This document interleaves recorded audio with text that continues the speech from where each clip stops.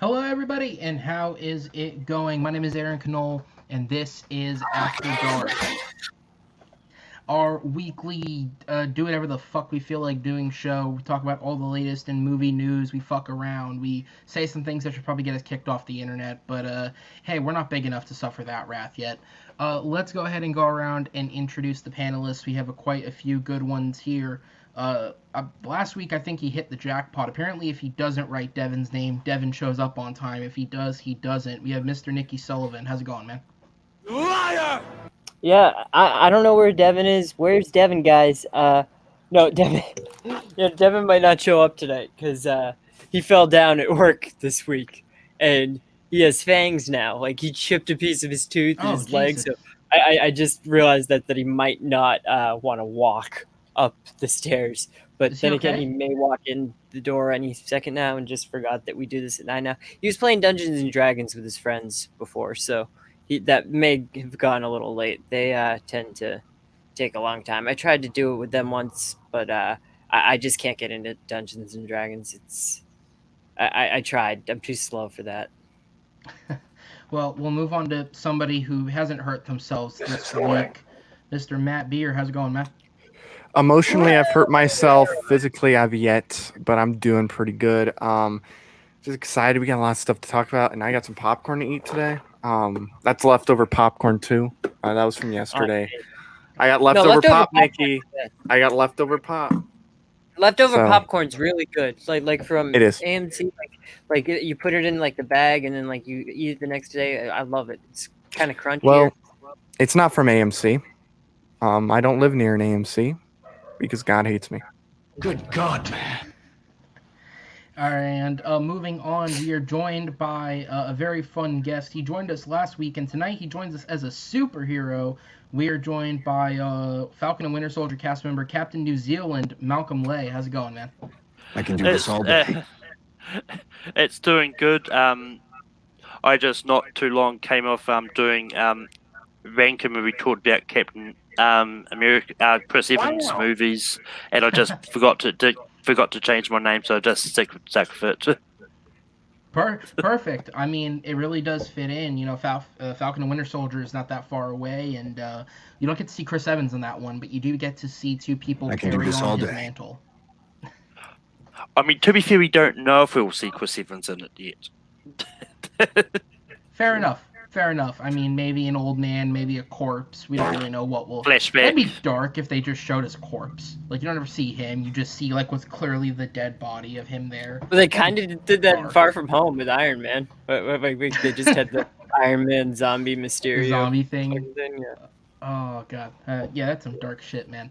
But we haven't seen Dead Kids yet. We can say that much. We have not seen True. Dead Kids. Oh my. As far as you So- know.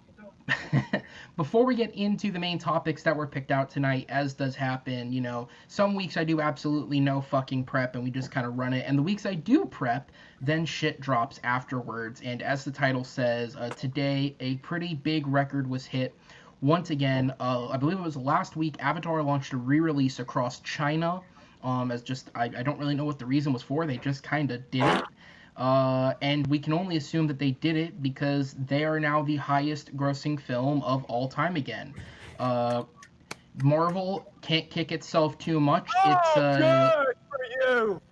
It's a title that stays in the family as they now own Avatar, which means, all that money they're making, Disney's making too. But it is an interesting thought that, it has traded back, and there's been talk about, well, could Endgame release again, or can it trade back, or is this something Avatar will hold again for the foreseeable future? So I'll go first to the man who suggested it. Matt, what are your thoughts on this one?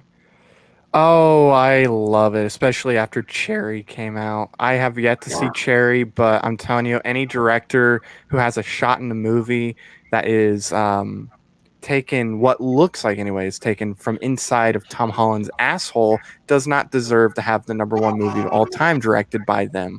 Plus, I mean, if any of those movies are going to be #1, I think Infinity War should be #1 because it's a better movie.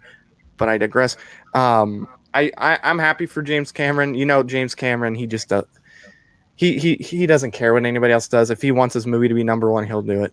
He'll release in China. And to the people being like, oh, why are you really re-releasing this movie again and again? It's like I believe this is the third. It's a kind of a re-release because it's only in China. It's Yeah. if we're gonna count it as one, it's the third re-release. Endgame has two, and literally all they did in that second re-release was show a scene from Spider-Man: Far From Home, and then an unfinished Hulk Hulk scene, which scene. Yeah. looked Have they done god anything awful. different in the Avatar releases? I don't think so. I No, think it's just so- a movie. That's not even fair. Avatar Well, the has- Avengers will do the same.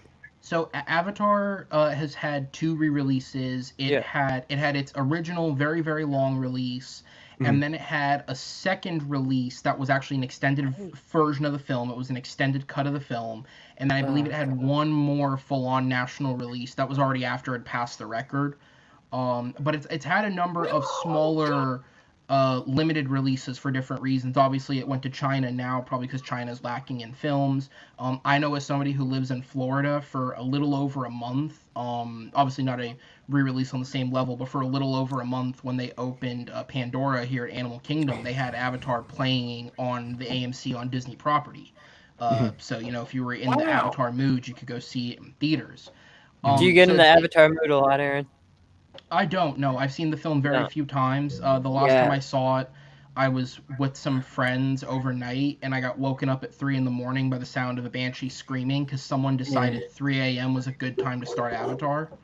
I'm not a fan. I think it's a good movie. I don't it, think it's a but great movie. Me too. I like It it was- a lot. But that's how I feel about it. And if they Technically- re-release Endgame this summer, just do a re-release because maybe the movie season gets slow. And I have the stub, so I would probably see that another 4 or 5 times and just get people like me get it over Avatar again because I think Avatar's just fine. I think it was a gimmick 3D thing that got it up to the point that it's at now to begin with, and well, people going back to it now is a more nostalgic thing. I think it's hard to say it was a gimmick because I think the 3D, I saw it in 3D twice when it was in theaters. The 3D Yeah, I did too. is revolutionary in it, and I it's not hated it. something. It's not Like something that's the they've thing. I matched liked it since. better after I saw it at home. Like Yeah, after the 3D was I- taken away, I liked the movie better. I think as a film, it's fine. I mean, the criticisms the main criticism Good. everybody launched at it is over its script, and I do agree. Yeah. It's dances with Pocahontas, The Last Rainforest. It's really not an original With film blue at people. all. No, I think it's a but- good sci-fi movie. I just don't think it deserves to be the highest grossing movie of all time. I don't think it deserves the Oscar Well, buzz. it's Let me even ask you a funny. question. Fine. Let me ask you a Endgame question, is one of the Nikki. greatest movies ever. It's just an achievement in cinema. Did Avengers Endgame deserve to be number one all time? Absolutely. Why? Because it's a culmination of 11 years of Okay. previous films. It's a 3-hour movie. It's an emotional journey through Avatar's these also characters' 3 hours. past. And then at the end of the movie, spoiler alert, you see Iron Man and Black Widow sacrifice themselves to save Mhm. all of existence. And Captain America gets to have the happy ending that none of us thought he would have. We don't have that connection with the characters in Avatar. That's my biggest problem with Avatar going back to it. I see those characters and I'm just like, oh look, it's Zoe Saldana from Star Trek and Guardians, and she's a blue alien this time in space. But and I just don't have that connection. But with Avengers Endgame, like all those characters, Paul Rudd, Ant-Man, Robert Downey, Iron Man, you're connected to these people, and it's just tragic. And it's 3 hours, and I saw that movie like 6 times in theaters that summer, but because I had the AMC stubs, and I just loved it every time. Look, My favorite movie ever. look. No, to be honest, no movie deserves to be number one. It's a movie. It comes out. If you like it, you like it. If you don't, you don't. No movie Yeah, deserves absolutely. to be number one all time. The movie that deserves to be number one is the one that's made the most money, and that sounds Yes, like a dickhead that's it. thing to say, but it is true. That's true. And some people say, the one that sold more tickets, but I mean, with inflation, it's just, I don't know. Right, it's hard. It's so I mean, weird. With at that point. inflation, Gone with the Wind may never be beaten. Yeah, And Do you I'd think be so? shocked. Are they airing it in 3D? Because I was thinking last know. week, 3D, they're probably going to be careful about 3D screenings because They're not going to be Glasses Right. recycling those 3D Um, glasses anymore. Well, I they, don't they wait. could chuck them. They were. They could Yeah. chuck them. They But could, they but I wouldn't. just think Yeah. 3D So and they you could do know upcharge that too. you do know that with the if it's a normal 3D screening, like just the plastic ones, they tell you to put them in the recycle bin. Yeah. The theaters themselves do not No, you don't have to. literally recycle them. No, it's Um, just still a thing where like they're in the bin. We just send there's, them like, back. You could disinfect Yeah, them and they're stuff. sent I'm back, sure that and they there go would through be an whatever process upcharge they at this go point, through. though. A higher upcharge than there already is. I just hate it. I don't like it. It gives me headaches. I just Well, like Malcolm, regular. I I was love gonna the say- Dolby. The Dolby is perfect for me. Malcolm, you've been silent thus far on it. What are your thoughts on this? I guess. I mean, Matt literally stole what I was going to say, because I was about to say, it's like, no movie really deserves to be number one. Like, it's one of those ones that that when it comes to the box office, like, there's It's always philosophical. going to be really bad, like, movies that people don't enjoy, that's always going to end up making Right. a lot of money because people can honestly go see them. But it's just one of those ones, like, when it comes to box office, it just shows what movies have been made, that how much they make. It's like, I mean, I'm one of those ones that I like tracking the box office at times, just seeing how much they make and see what ones people are going back to. But to me, ultimately, it doesn't mean anything. It's not the be all end all of if a movie is good, because I've seen this debate so much. Even when Endgame was happening, it's like, oh, can it really be Avatar? It's a good movie. It should be Avatar. It's like, I mean, just because it's a good movie doesn't mean people are going to keep on going Yeah. back to watch it. I think that's what Endgame has over Avatar, though, is that Endgame had more repeat viewings, where Avatar overall had more viewers, where people that don't go to the movies went to I the movies. personally went to Avatar a few times at the cinemas in Me too. this first one. I I saw saw it it. once late in its run, and I just... Nah. That's fine. So, But, I I was mean- gonna. What last thing I was finish. going to say is, like, Yeah. as to whether it was going to be it's in 3D or not in China, I'm inclined to think it's probably not 3D, because I don't know. I don't know about over American and that, but over here we don't get any. We actually have never had a 3D movie in ages. I can't even Yeah. remember what the last one we had in 3D was. I think that real 3D gimmick has died out. Yeah. Died. Yeah. Yeah. And Yeah. I'm glad, because I hate it. In America, depending on the size of the theater, larger plexes will still show 3D prints if requested, Yeah. and they do hold the 3D glasses. But like, whereas back in the day, even smaller theaters were projecting 3D films because it was the trend. Nowadays, you'd never see one go there. And a See, lot of my them, I favorite believe, 3D film have is Spy replaced Kids their- 3D. Well, yeah, he's got Steve Buscemi in there Yeah. riding a giant Danny pig, Well, Trejo, but and don't forget Ricardo Montalban walking, and George So- Clooney is the villain.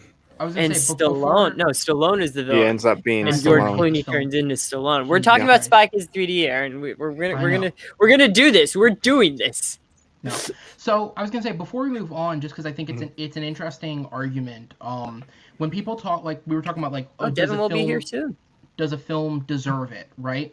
The Yeah. go-to argument is always like, oh, well, the Transformers films grossed $1 billion and they suck, so that's like the defining thing.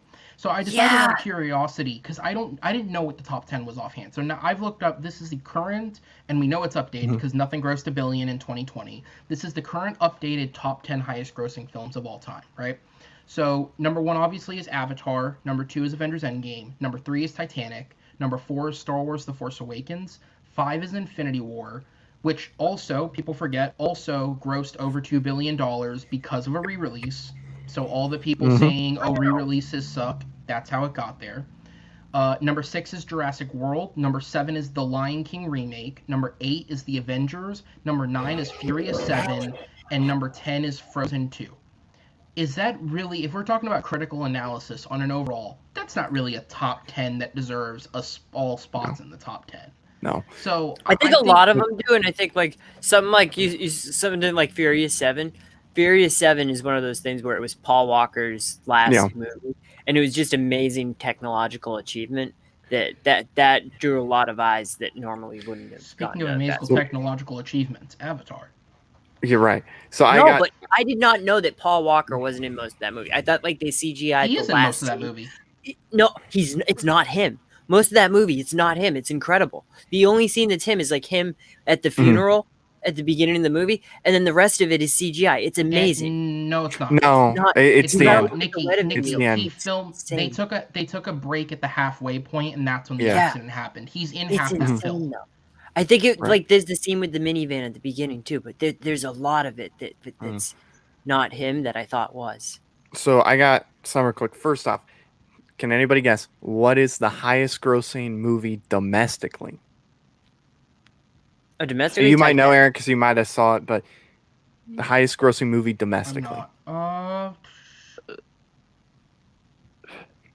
it almost made $1 billion just in the U.S. Force Awakens? Just domestically. Yep, Yeah, Force it's the Force Awakens. Awakens. Yeah, it is. You're right. I remember hearing. Because Star Wars isn't big in China. Yeah, true. If Star Wars was bigger in China, that'd be number one. I'm curious to see if it would have passed Avatar. Very curious because it bombed there. And it got damn close. Yeah, it was close for the time, yeah. But also another thing, I think Avatar deserves it because joking, but no. To me, no, Avatar, I get a lot of people are like, oh, it's not that great or whatever, or it's okay, it's fine. I don't think it's a great movie. It's a good movie. I don't think it's a great movie. However, that was the movie, oddly enough, that got me like into the idea of filmmaking. Because, you know, you watch some movies and whatnot before, and it's like, okay, yeah, these are cool. That's really cool. You know, I like this. But Avatar was the first movie that made me go, how did they do this? Like, it really started making me question, not just like, oh, look, you know, good actor stuff. It, like, really got me into the whole, how do you do this behind the scenes? How do you do that? So it will always hold a special place in my heart. Avengers Endgame, I like it a lot. I think Infinity War is much better. Well, not much better, but I think it's better. It's definitely better. It's a better made movie. Avengers Endgame. It's the Empire Jedi discussion. Do you like Empire or Jedi better? Oh, Empire by far, because it's a I like Jedi movie. I like conclusion. I like resolution. Here's the thing: if the third act of Endgame wasn't as incredible as it was, this would be probably towards the bottom of my list in the MCU. I thought there were some good things in the first, and that's not bad because I don't think I ever disliked something in MCU. I even like Thor and Iron Man 2, or Thor Dark World and Iron Man 2. Yeah, they're not. But if it wasn't for that final act, it just. But I think Endgame, until you get to the moment where he invades present time for that movie, where Thanos invades, until that happens, the movie it's good, but it's definitely not what you want. In Infinity War, start to finish, consistently is really good to great. It's just consistently. Yeah. And I agree with that. I personally like Endgame more than Infinity War, but in terms if we're talking about filmmaking, in terms of the tightness of script, the direction, the performances, absolutely, I think Infinity War is the better film. For me, though, that last hour hits such a good culmination of what you want to see outside of one or two small moments that it ends up powering it for me, especially because, Nikki, you're muted, by the way. Especially because for me, and Infinity War lacks story for most of the movie. Was what I was saying. For me, I have the opposite effect with Infinity War, which is something maybe it's just me, but I as well executed as I think it is, the overplayedness of the dusting doesn't work for me because I'm sitting there and like. I can't lie, they did it well, and obviously everyone around me is being emotionally impacted, but unfortunately just the way that I analyze things, I see Bucky die and I go, oh, fucking shit, they're doing something here. Then Black Panther goes and I go, well, they're coming back clearly because he just made $1 billion for them. They're not killing his ass. And it's just something that I can't take out of. And that's not to say it wasn't done well, and it's still high up on my list. But I do agree with your point there of as a film, throughout a large majority of it, I think Infinity War is better written. It's better acted at times. I think it's better directed. I think a bulk of the action is better done. That final fight scene is hard to beat in Endgame, but in terms of a lot of the other stuff that happens in the film, and not that there is very much action, but I think the action overall is better done in Infinity War. Malcolm, you look like you're getting ready to say something. Go ahead. Well, yeah, no, I was about to say I'm actually on Nicky's side of this. I Okay, fair like enough, yeah. Endgame more than Infinity War. And I do like it more. Overall, I like Very it more. wise. I can do this all day. But it's just like for me, like because this is one that could flip it around Yeah, flip a from time coin. to time. Really, it's like I love them because so I don't know. I mean, yeah, I mean, it's one of those ones like and I know there's a lot of people that would argue that like they just consider Infinity War Endgame put together as just one long movie. One of those. No. But one thing I actually did look up just before is while we're on to talk of franchises, because Avatar is soon to be a franchise. Eventually, maybe the sequels will ever get released. We'll believe it when we see it. I looked up what is the highest grossing film franchises of all The time. MCU's got to be hard to beat. Yeah, that number one Yeah. is All that MCU. Fast and Furious, I think. Or Sheer Transformers. number of films. So it goes MCU, Star Wars, Star Wars, Wizarding yeah. World, Avengers. Ooh. For some reason, they actually separated the MCU Yeah. as well. Oh yeah, they So, separate. skip them. that one. Yeah. So we've got MCU, Star Wars, Wizarding World, Spider-Man. Skip X-Men. that one. That I mean, because that's Avengers too. No. That's all. I'm including Spider-Man because I don't Amazing know Spider-Man, which ones. Spider-Man 1, 2, 3, yeah. Yeah. Spider-Verse. X-Men. X-Men. Batman is up there. James Bond. DCEU. Middle Earth. Jurassic Park. Fast and the Furious. I have no idea what number I'm at now because of all the ones they split up for some skipping, reason. yeah. Star Trek not Here, on there. I found the list. So it's Star Trek is Star Trek doesn't 18. make money. the top 25. Frozen's number 22 on 2 films. That's kind of impressive in and of itself. The Lion King counts because there's 2 films. That's 23. Oh, that's bullshit. Oh, yeah. Yeah. So the top 10 if the top 10 is MCU, Star Wars, Wizarding World, Avengers, Spider-Man, James Bond, X-Men, Batman, Middle Earth, Fast and Furious. If you want to exclude Avengers because all of those count for MCU, then the DCEU gets bumped up into number 11. That's what I would say. Because like Or number 10. Batman has a lot more than just the DCEU, and the Avengers has less than the overall MCU.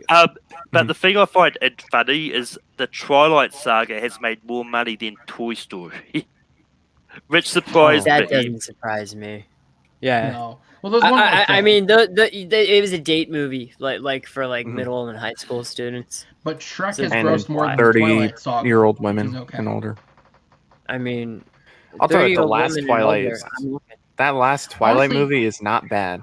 You know what? I makes never me saw it. sad? That's the one I haven't seen. Because we're looking at the same list. You know what makes me sad? The fact that the Ice Age films have technically grossed more than the Toy Story films. Ugh. That's what makes me sad. Makes me sad that they've made 4 of those. They made 5.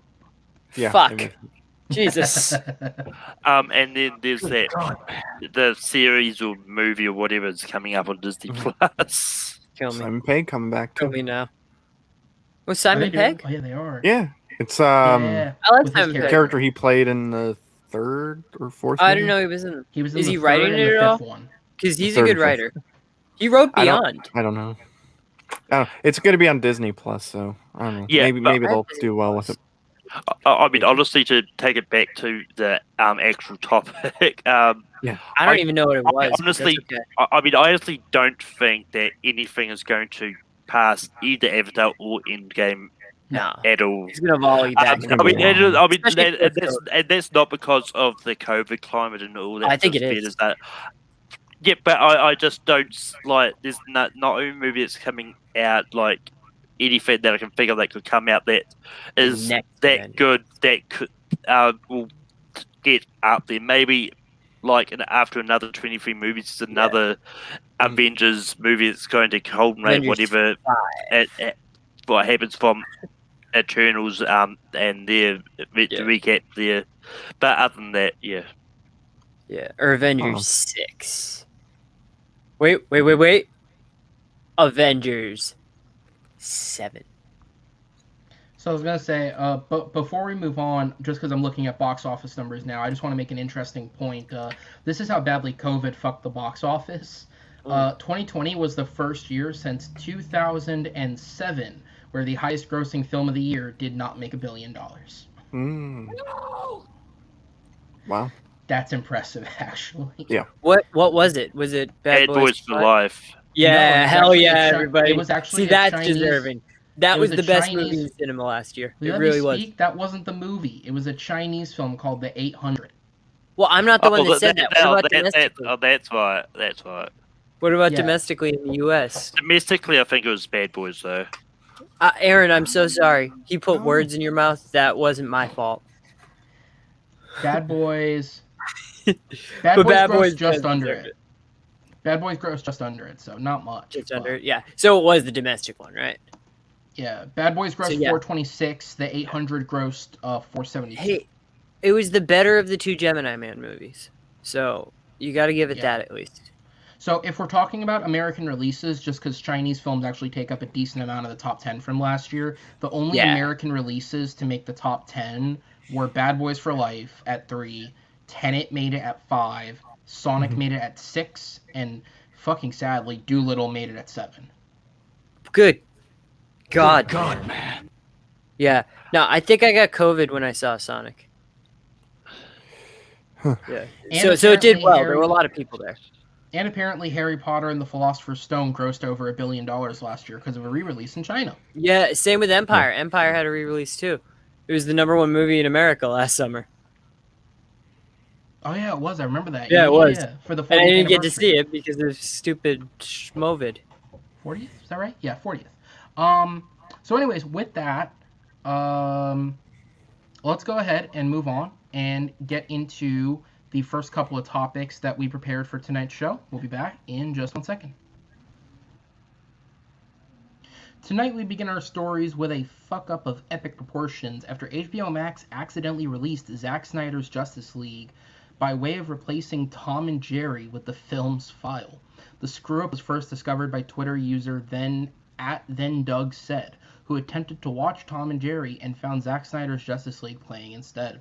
Doug immediately tweeted out the incident and forwarded the news on to The Hollywood Reporter, at which point THR writer Ryan Parker decided to check it out and found the same results. As it spread throughout the internet, many jumped on the trend and found they were able to watch the film. It took just over an hour, but eventually HBO was able to get the film down off the service and got Tom and Jerry back. As for those who posted images from the film to Twitter in excitement, almost all images, basically any that weren't already shown in a trailer, were removed from Twitter by Warner Brothers after they implemented copyright strikes against those accounts. While Tom and Jerry's Justice League is no more, Zack Snyder's Justice League will release on March 18th. Keeping with big Warner news from the week, trade reporter Deadline revealed this week that director Malcolm D. Lee has completely cut the character of Pepe Le Pew out of his upcoming film Space Jam: A New Legacy. There was the scene in question was written and filmed by the film's original director, Terrence Nance. Nance was removed from the film 3 weeks into production after he wanted to take the film in a different creative direction than what was originally agreed on.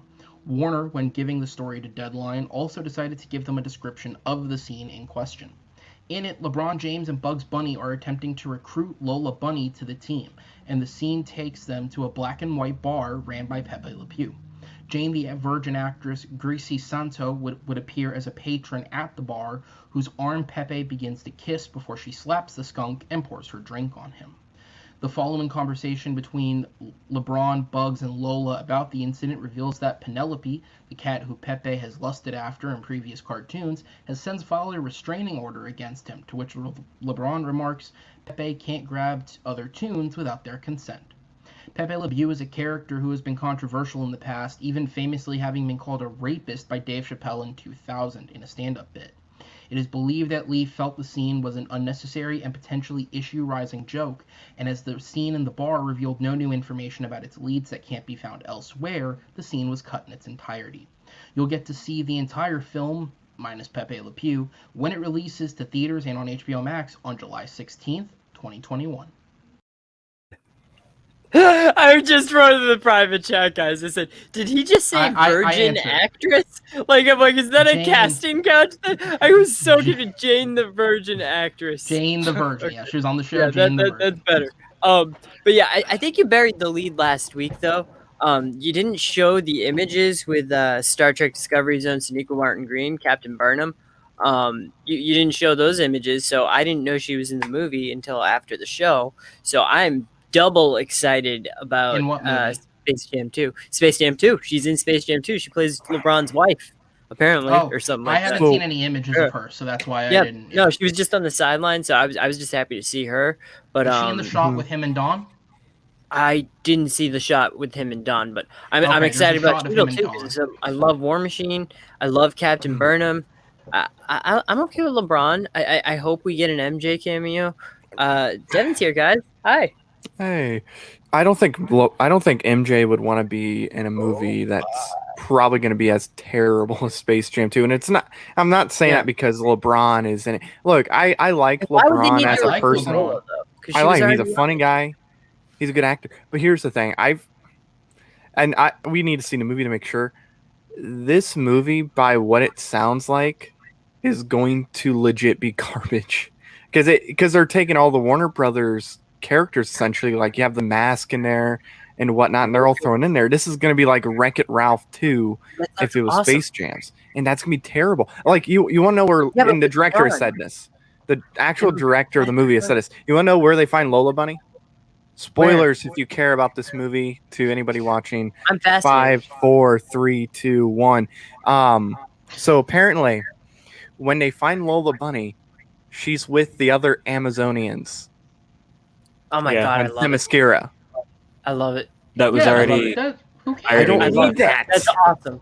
I don't Why do you need hate that. that? Give me the Looney Tunes.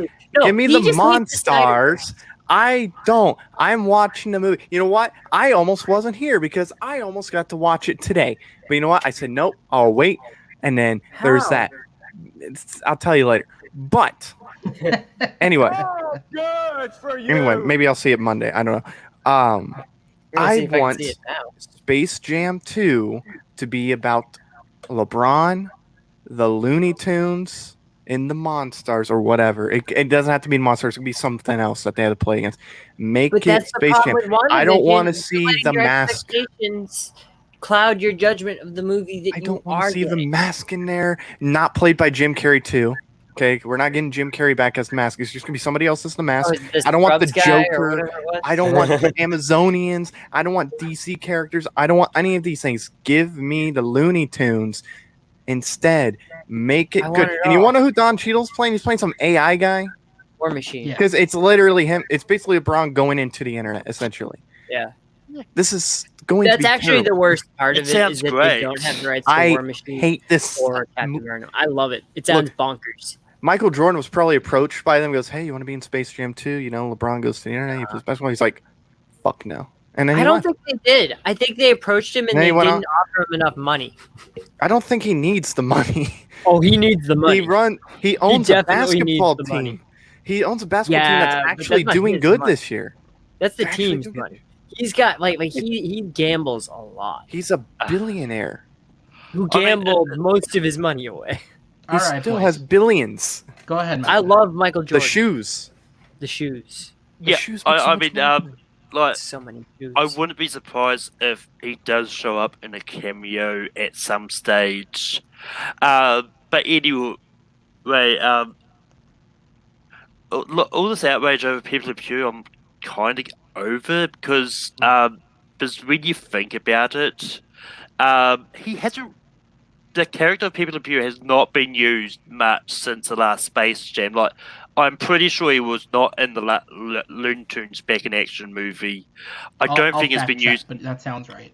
I'm pretty like he may have had a few small appearances in the new cartoon, but it's like this is just one scene you take out of the movie. It's not like the kids in the character. Because in the article that I've seen, it's like they said they've got no plans at the stage for the character. Everyone's going on there, it's like, oh, they're not going to use them at all. But just that they've got no plans at this point in time. and that just annoys me. Just taking this and going all bonkers balls and wolves with this news. And from what I've heard about the Justice League from the Tom and Jerry leak, is the CGI for Martian Manhunter, from what I've heard, looks terrible. I've seen the pictures. Your heart will transform it for you. If you believe in miracles and your heart is pure, miracles can happen. It's that. Nikki, it's what they there's say. no making up Getting for it. that film. It's happening. All you have to do is believe that he's Martian Manhunter, and he will look like Martian Manhunter. I want to clarify something real quick. Pepe Le Pew is in Looney Tunes Back in Action. He's played by Bruce Lanoil, whatever. That sounds right, Lanoil. Yeah, but Oh my. I mean, but what? Even if he wasn't there, it was only really small. Yeah, part it of wasn't that big. Yeah, that's what I was getting. That's what I was getting. Okay. It's like not really used much in the part since the last Right. Space Jam at all. So Pepe Le Pew is Martian Manhunter, I think, is the take. True. Just imagine though, you're and I. Fun fact: I was gonna watch Tom and Jerry when this Kevin thing asked happened without knowing that the Justice Damn it. League actually was leaked on there. But just imagine, your kid's like, "Mommy, Daddy, I want to watch Tom and Jerry," and then you're like, "Okay," and you put on Tom and Jerry, and it's the Zack be Snyder awesome. Justice League where Like, go to you your see rooms, kid. people are getting like slaughtered because apparently Zack Snyder thinks it's a great idea to have Steppenwolf like chop Kill people to pieces in this Kill 'em. movie, Yes. even though it's about the Justice League. Yes. Superman, Batman, Wonder Well, Woman, Green Lantern. You have to yada, yada, yada. remember, this is a love 4-hour uncut film, so you I are cannot getting wait. everything that a person envisioned. It's Thursday, right? March 18th, yes. Thursday. So is Yeah. it Wednesday at midnight, or is it like Thursday at 6 a.m., or is it I 1 I p.m.? think HBO tends to it's- upload things at like 2 in the afternoon. 2 in the afternoon? yeah, If they do so, that, we'll do watch along. It's crazy. I'm ready for it. because I know that for me, there's quite often when something drops on a Thursday for America, it's the next day and Friday for us. Yeah. It's actually going to be dropping on Thursday for us as well at about 8:30 New Zealand time. So So you're in the future or the past? I'm You're at in the- one day ahead. It's Sunday. At the You're in the moment. future. Ooh, so it might leak out for the Pirates of the Caribbean. Nikki, if you pirate a film you actually care about, I'm not doing anything like that. Well, I'm there's some actually people- going to- I don't have HBO Max, but I'm getting it on Thursday just so that nothing is compromising me from seeing this film. I'm not going Believe to it do or not, it Aaron, Netflix thing I'm watching. there are legit people that have been really wanting the Snyder Cut for a long time. Not Yeah. everybody else wanted it, but there are people that literally have No. wanted it that have disliked what Warner Brothers has done so much. They're like, let's pirate the Snyder Cut. No, don't do that. It's the Subscribe for opposite 1 of week what and then you would cancel. want to do. That's what I'm doing. Because that's how you send the message that I don't care about HBO Max, but I care about this. This is what I want to see more of. I'm subscribing, I'm watching the Snyder Cut, and then I'm canceling that. So, Because if okay, Snyder Cut was so- getting a theatrical release, I would have just gone to the theater to see it. I was gonna say, I'll come back to Snyder Cut in just a second. I got curious. I was reading up. So, to clean up the Pepe Le Pew thing, from my thoughts on it, I actually agree with Malcolm.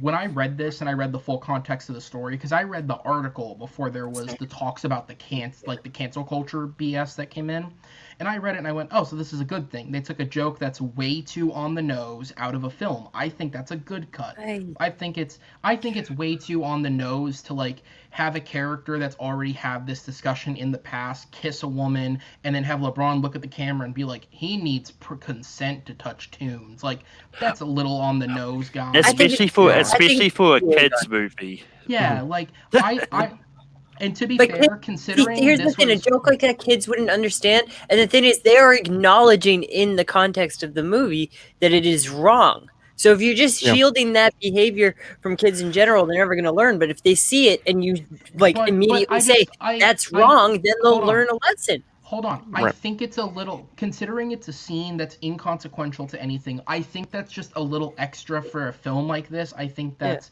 something that kills a vibe of a scene. And I honestly think there may be a little more to this than we know, because I think it does kind of stand to reason to remember. This was a scene shot by a different director who got fired 3 weeks into production because he tried changing the vision of the film. That's context, people. LeBron's This was vision. this was one of the first things he shot in production. Why was this one of the Well, that first makes things you sense. take care of? That- So yeah. that's exactly my point. Is I think there may be even a little more. But while I was researching, you're right. I found what you found, Matt. He is in Looney Tunes Back in Action. But interestingly enough, Never saw it. this is not the first time Pepe Le Pew has been cut out of a film. Originally, in Back in Action, he was supposed to so the tunes are in Area 52, and then they go to Paris, and he was 51? actually supposed to have 52. 52. It's a part of the That's a plot. real base. It's actually near here. Jesus Yeah. Christ. So they go to America Area 52, and then afterwards they go to Paris as a part of their mission. Pepe was supposed to have an extended scene where he speaks to them within a cafe in Paris and gives them the next step of their mission. However, after filming, in part of reshoots, director Joe Dante actually chose to cut that scene out of the film as he felt it unnecessary and had them get everything they need in Area 52, and thus he was cut down to a very brief cameo that they added just so the character wouldn't get cut from the film entirely. So this isn't the first time Pepe has actually been cut out for something that's not needed.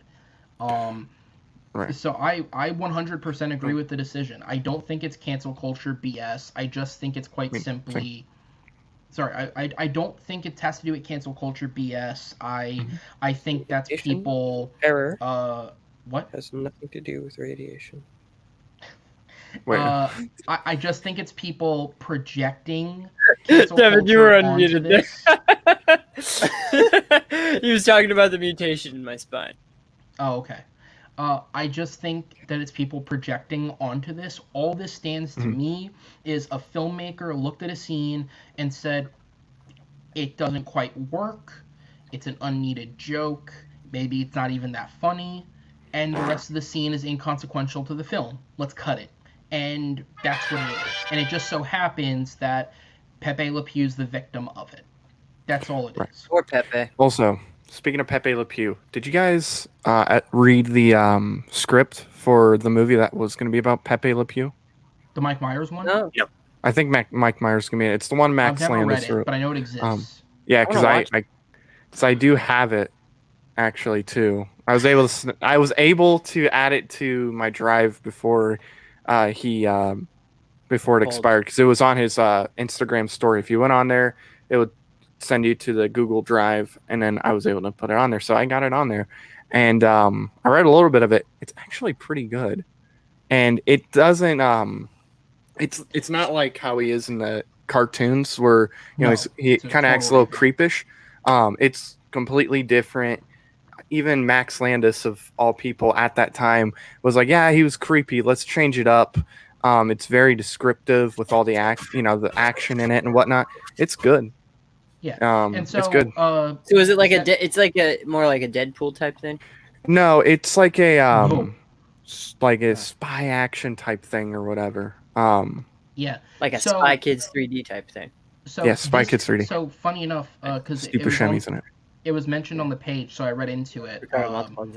This film, it was Mike Myers that was supposed to voice him in this film. The film was in active development for 7 years, and they were set to actually enter production on it. And the film got canned. Funny enough, this is not the first time this has come up. The film got canned in 2017 because of sexual allegations hit against Max Landis that then began reflecting over to the history of the character, and so Warner's decided to move on from it.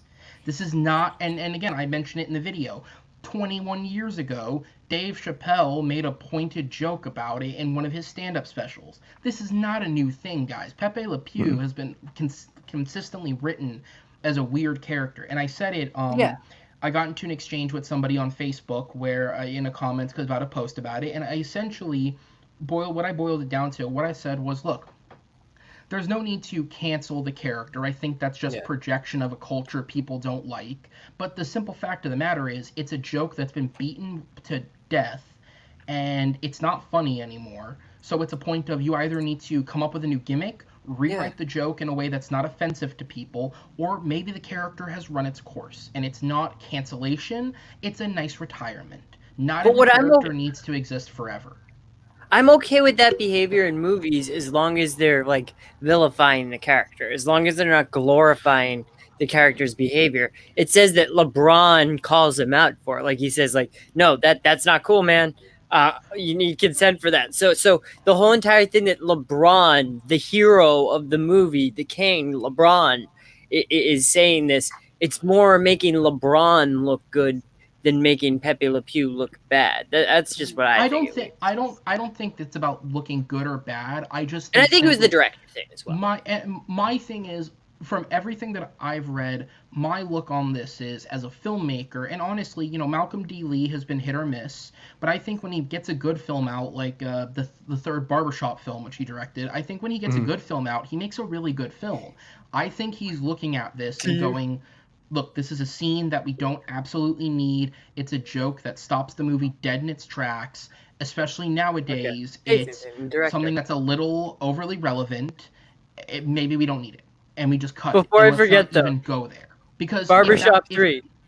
Do you think the fourth Barbershop movie is going to be called Barbershop Quartet? I can do this all day. I mean, it better. That was funny, guys. Come on, laugh at us.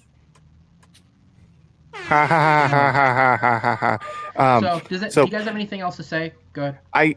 Because we're still, we were talking about Pepe and stuff. I do want to confirm, Zack Snyder's Justice League will be premiering at 3 a.m. Eastern Standard Time. Fucking hell. Yes. So it will, because they're doing a red carpet premiere for it At 3 a.m.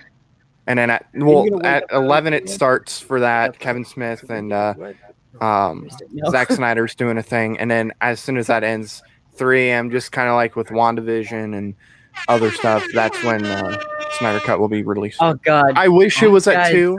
I'm going to fucking bed. 2 would be good. Shit. No. See, I'm going to bed and then I'm waking up early and then I'm gonna watch it, and then my dad's gonna come over. I'm gonna watch it with him, and then Devin's gonna get home. I'm gonna watch it with him, and I'll watch it with beer. I'm gonna watch it like 5 times within 24 hours. Guys, this is the Snyder Cut. We get Black Suit Superman. We're getting Ben Affleck Batman.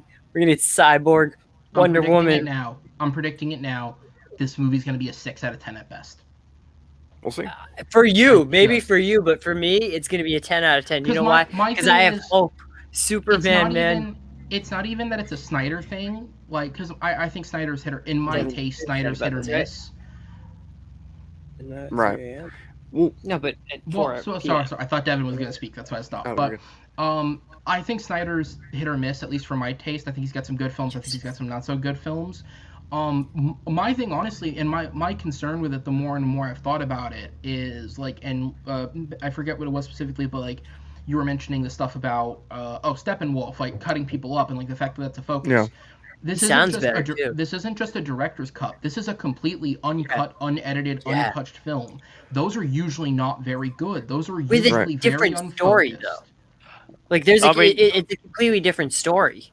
Like the beginning, middle, end is the same. Like it's Steppenwolf trying to attack Earth, but there's like a different story within there. And Steppenwolf doesn't sound horrible, and Darkseid looks amazing. And dude, there's so much awesome stuff in here. Everything you're saying to me screams of an and I have to look at it as a realist from my perspective. That screams of an overpacked film.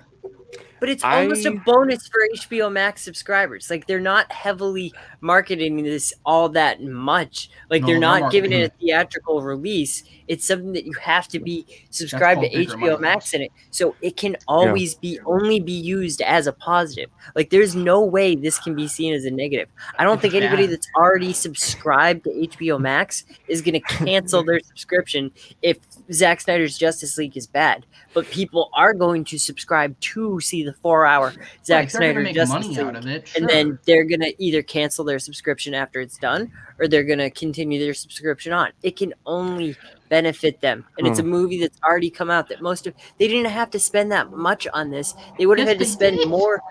No, but they already spent it. Is what I'm saying. They didn't have to gave spend him additional $100 million.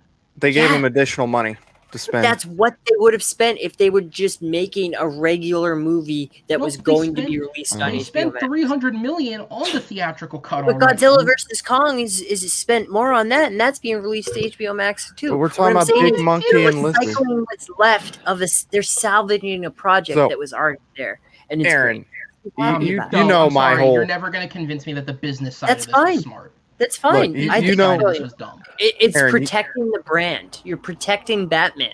You're protecting What brand? Superman. You want to move You're on? giving them a movie that's worthy. DC, that's the brand.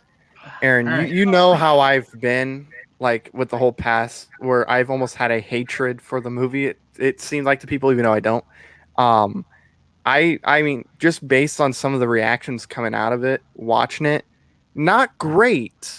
However, a lot better than what even Yeah. some of the more non-Snyder fans thought it was going to be. And So all I mean is better it's than gotten Joss me a Whedon. little more like, look, I'll give it a shot because there is a lot in there, but it We'll give it a kind of fair feels like shot, it might of be course. different. Very Um, different. Yeah, It's just we'll never get a sequel. Yeah, I mean, this is one that, from my understanding, Maybe. the Snyder Justice League is everything that he had planned for. Because I think this was supposed to be a 2-part movie that was going to form back to back.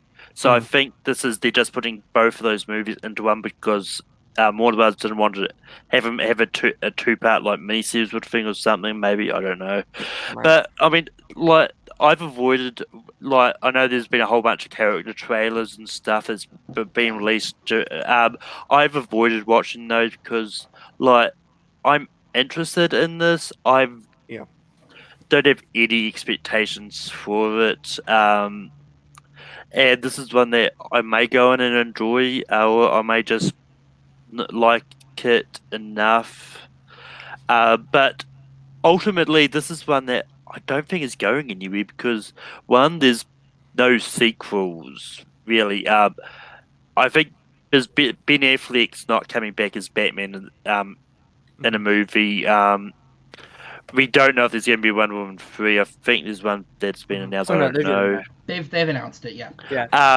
But it'll I be mean, at this after- stage, DC has used a random Wonder mess. Wonder Woman 3 is officially confirmed, but it'll go into production after Patty finishes with Rogue Squadron. And I think then- DC's new philosophy is very much do what people are asking for. So if there are people who are asking for a Ben Affleck Batman series or Batman I don't movie, think they'll I don't get think it. Ben Because would wanna people do it. were begging for a Superman TV show, and they were very protective of Superman for a long time, and they suddenly stopped being protective of Superman, and it's benefited because everybody gets the Superman that they want. People like the Henry Cavill Superman, they're going to get Henry Cavill Superman. Michael B. Jordan Superman's a possibility. We're getting Superman and Lois on TV.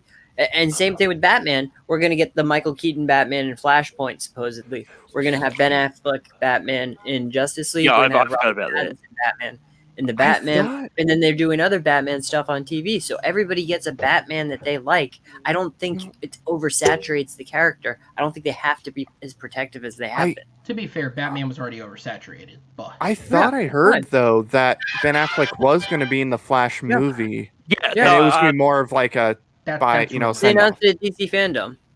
Yeah, no, it wasn't until Nicky was told, like, oh yeah, I remember that they did announce that Ben Affleck was going to be in the Flash movie. If that ever happens, of course. Yeah, because true. Yeah. Apparently Yeah. they're filming it already. I mean, I hope so. when Yeah. it comes to the Flash Supergirl? movie, I'm just going to say what I have said all the time. I'll believe it when I'm sitting in the theater Like Avatar 2. watching the Flash on the big screen in front of me. Yeah, I'm the same way here. You Look, can cast people we want. Look, I like Ezra Chokes a Woman Miller a lot, so you know I do hope it comes out. How has he avoided cancellation? I know. How? I know. Like, how does he do it? He just doesn't address it public. It's like David Ortiz with like the steroid thing, where like he's like, I'm gonna look into this and we're gonna figure out what happened here, and he just never talked about it again. This is a fucking city. Yeah. I mean- Oh yeah. No, that helps too. The city was attacked, and he was like, he put the city on his shoulders. That helped a little bit. Right. but yeah, no, it's that sort of thing. What did Ezra Miller do that redeemed him? I mean, being Dumbledore's weird brother. Well, I don't know if and this will last because I think we're going to be very going to start very different, real random things. But what I'm going to say is, I think it's a case of they may have looked into it, but have not seen any. Yeah. Like the only thing I think that exists is that video, and we've. Sorry, I just think it's interesting. I only speak up because, and we've talked about it on the show before. I've done the research into it as a news thing before. They interviewed patrons who were in the bar that night, and they said the preamble to that moment was that woman was persistently bothering Ezra Miller in some way prior to the exit. So what we saw was someone decided to record, for better or for worse, the resolution of what had been an ongoing building issue with two people fueled by alcohol. If you can, that's what it is. If someone deserves it, you can choke them. Basically, it's the best they're sending there. I won't think get they give a too shit much. About sending a message, but I don't think we've talked about it before. I've given my points. I'm against men touching women, but unless it's like in a violent way, I should say, clarify, because sex is great. But is it? It is. It is. But no, I threw that in to make it a joke, so I don't want to get too much into it. But no, but yeah, to get back to the whole thing, look, I heard Snyder Cut's not bad. It's gotten me to the point where I'm a little more intrigued by it. And the weird thing is they were saying how in the original thing Snyder had, I think Darkseid was only going to be in one scene. He was like going to be at the end of the movie. And then like the boombox where it gets cut off, he's clearly in more than just one scene. Because the magic of CGI, movie magic, they can edit things, different scenes that may have been Steppenwolf at first and make it Darkseid later. There was this thing where he was liquidy, he was giving this speech. It was like, oh my god, this is Darkseid. He looks better than he did on Smallville in season 10, where he was just like this pillar of smoke, where it's like, and Granny Goodness was literally just a grandmother. I just think it's whack, like, that we're getting Granny Goodness in this. Like, what the fuck? Like, that's a character I never thought we would see in live action. Is she played by Ed Asner? Ed Asner played Granny Goodness in an animated thing, guys. I don't know why. That's weird. Maybe this is setting up the Spider-Verse.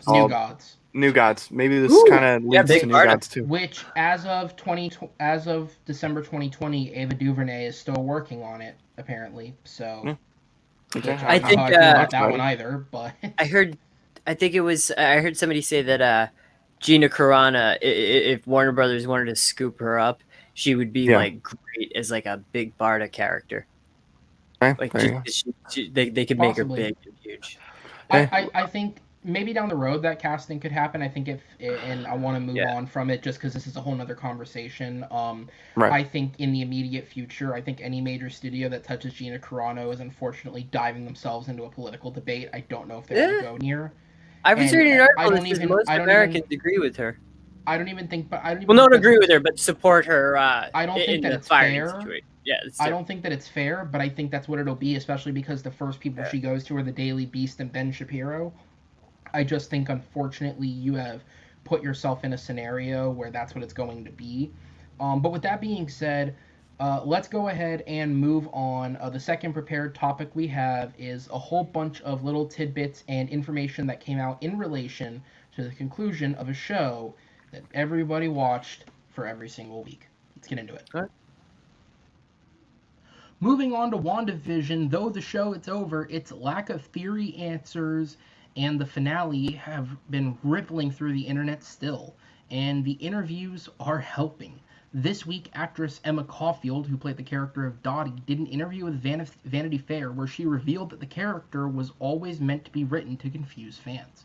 She revealed that her and showrunner Jock Schaefer had always planned on her being just a resident of Westview. That the whole was entire part of the speculation. show. But Schaefer was a fan of including red herring characters within the cast, and Dottie was an early purposeful one. Director Matt Shakman and showrunner-writer herself, Jock Schaefer, also spent the week doing press interviews wrapping up WandaVision. There are many, many more comments that I will bring up, but these are the biggest ones I thought should be mentioned. During these, Shakman revealed that the finale of WandaVision had an extra action set piece that was deleted due to COVID-19.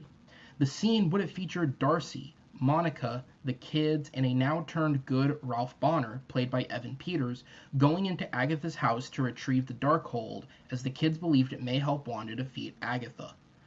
They go into the dungeon, and as they're about to retrieve the book, Senior Scratchy jumps up in front of them and reveals himself to have been a demon in disguise the whole time. He described the ensuing escape back to the main battle as Goonies-esque, and that the scene would have brought proper exits to both Ralph and Darcy. However, due to the shutdowns from COVID-19, a large majority of the show's post-production had to be done mostly remotely and on a time crunch. Shakman felt that a scene that involved consistent CGI use such as this one, due to showing both superpowers and a CGI demon that didn't directly affect either titular character, could be cut and that the episode would still survive. This week, following up that, Schaefer, from the same interview, confirmed that the events of WandaVision take place over the course of 1 week in the real world. She continued saying that they chose to muddle the time within the hex on purpose to make it appear as if a never-ending amount of time had passed for the Westview citizens, but that in actuality only 1 week passed from the beginning of the show to the end. Finally, Schaefer revealed as well that the reason we never got a conclusion to the introduced White Vision was not because something got cut, but instead because it wasn't his story. She believed that the final episode needed to be about the titular Wanda and Vision, and that the wrap-up of their story. The new White Vision isn't the same Vision as the one we'd seen during the show and over the course of the MCU, and she felt that his story is one for another storyteller to tell another day. This next story isn't technically hugely important, but I only included it because I know how much Nikki loves bringing it up, so let's give him a reason to. Paul Bettany gave interviews this week, and his biggest talking point had nothing to do with WandaVision. It had to do with Vision's penis. Bettany decided to elaborate on the Vision's penis story that lit up the internet a few weeks ago. Bettany said that Whedon believed during the conception of the character's birth that seeing a penis on Vision would make the birth all the more real. Feige immediately shot down the idea, but Whedon believed that he had the right idea for the scene. So in response, Feige had decided to have Marvel artists render storyboards of Vision's birth scene with a clearly seen and defined Vision penis. He posted them to a huge wall at Marvel Studios and brought Joss in to look at them, at which point Joss conceded and said that he did in fact not need to see Vision with a penis. They're showing you. I mean, why doesn't Vision go around start fingering everybody? I mean, it's good to show you where the prostate is in that diagram. So, well, before we get into it, I do want to introduce. We have another panelist member joining the show, Mr. Grant Gregory. How's it going, brother? Going good, man. Yourself? Happy to be here. Absolutely. I see you're looking a little clean shaven. I like that. I like that. Yeah, I lost the fight with a razor last week, so. Oh, fair enough. So let's talk about the penis. The ground over the week. Yeah, Devin face planted. He has fangs now. How are you doing, by the way, man? Legitimate concern. You good? Who? Me or Devin? Oh, Devin. shit. Well, my knee's a little stiff, and Do you wanna my face is a little broken. Put but the footrest up and put your foot on it. that's fine. I can bend it now. Black eye, chipped tooth. Could be worse. You could be me. It could have. So yeah, let's get into it. Obviously, the Vision's penis thing is a bit of a joke. I just kind of found that funny that they decided to elaborate on it and explain. Elaborate. I just have to. It's say, like the Vision's asking. I request elaboration. I do love the image of Feige's way of getting it through to Joss Whedon. We didn't need to see a penis. Is just creating a wall of Vision penis and just being like, "Did you get your fill now?" We saw Dr. Manhattan's. We did. That was a big it's blue right dot. there. A lot. Ooh, there it is. There it is, guys. There it is. Oh, wow. It is. Very well, nice. with 5 of us here, we don't see you as big, so it's a little smaller, but it is there. So let's get into it. I'll go ahead and start with Grant since he's the newest member. What about any of the WandaVision stuff that happened this week interested you? I thought the behind. I mean, let's just start off where it is. I'm really happy that the theory that Matt B brought up didn't happen. I'm actually more happy that my theory didn't happen. So I think I can put that in the win column. I mean, we should have seen it coming. It was a show that wasn't. It was a show that wasn't a priority for them, but it was for us purely simply just because of timing. But yeah, no, I think it was very MCU-like, and I mean, I think the fact that they said it was a week, that kind of threw me. I think, she should still have gotten in trouble. I mean, she tortured and kidnapped people for a week. I mean, there's several felonies in there, and I don't know if she has a green card or not, but yeah, that's definitely grounds for jail time or deportation or something. She saved. If the U.S. legally owns her as a weapon, do you need a green card for that? But if she actually saves all of sentient life, is she therefore then a god, and are we then just her underlings, and she has the right to do whatever she wants? But that never happened, so... When she saved all of sentient life? I mean, she helped. I mean, that whole entire Battle of Earth. I mean, she was holding Thanos down, like, she's crushing him. She got the armor off, and like she was helping. She would, as Monica said, she would have killed Thanos if he had initiated a blitz. Yeah, but he did, so it doesn't matter. She didn't. He did, yeah, because Iron Man was written to be the hero. But she's the strongest Avenger. I'm assuming Matt has not won large amounts of money yet. But she's the strongest Avenger. The game just started. Oh, okay. So far, so good, though. I was going to say, so kind of getting into some of the new stuff. To me, the most interesting thing by far was and I've seen different, slightly altered descriptions of it in different places, so I just did my best to assimilate what I could out of it. But this deleted sequence that was taken out, which would have been the kids, Ralph, Monica, and Darcy going into the house. Honestly, I understand why it got cut under the circumstances of how the show had to be completed. Like, I totally get it.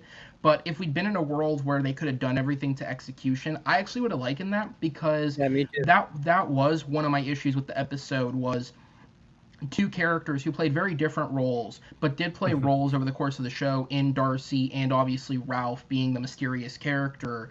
They kind of just got whiplashed out of the show. Like, there was no conclusion of their characters, and knowing that they did have more to do in the episode, and that, like, the kids, because all we saw the kids and Photon was that they were just kind of standing there the whole battle, knowing that they originally did have other things they were doing is good to know. Like, there was the concept for it.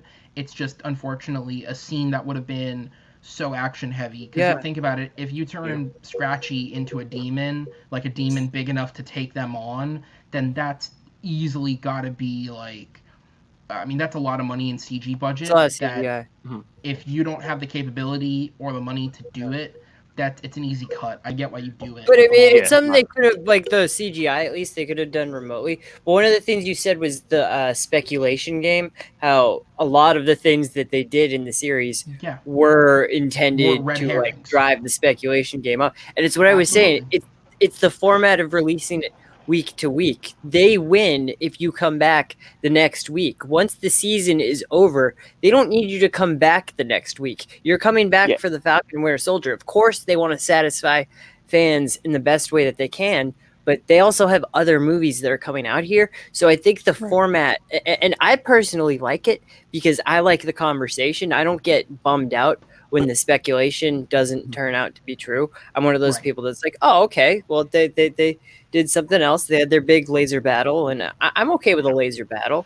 It was fun for me. I was satisfied enough. Magneto stuff, Evan Peters, Quicksilver stuff, that would have been cool.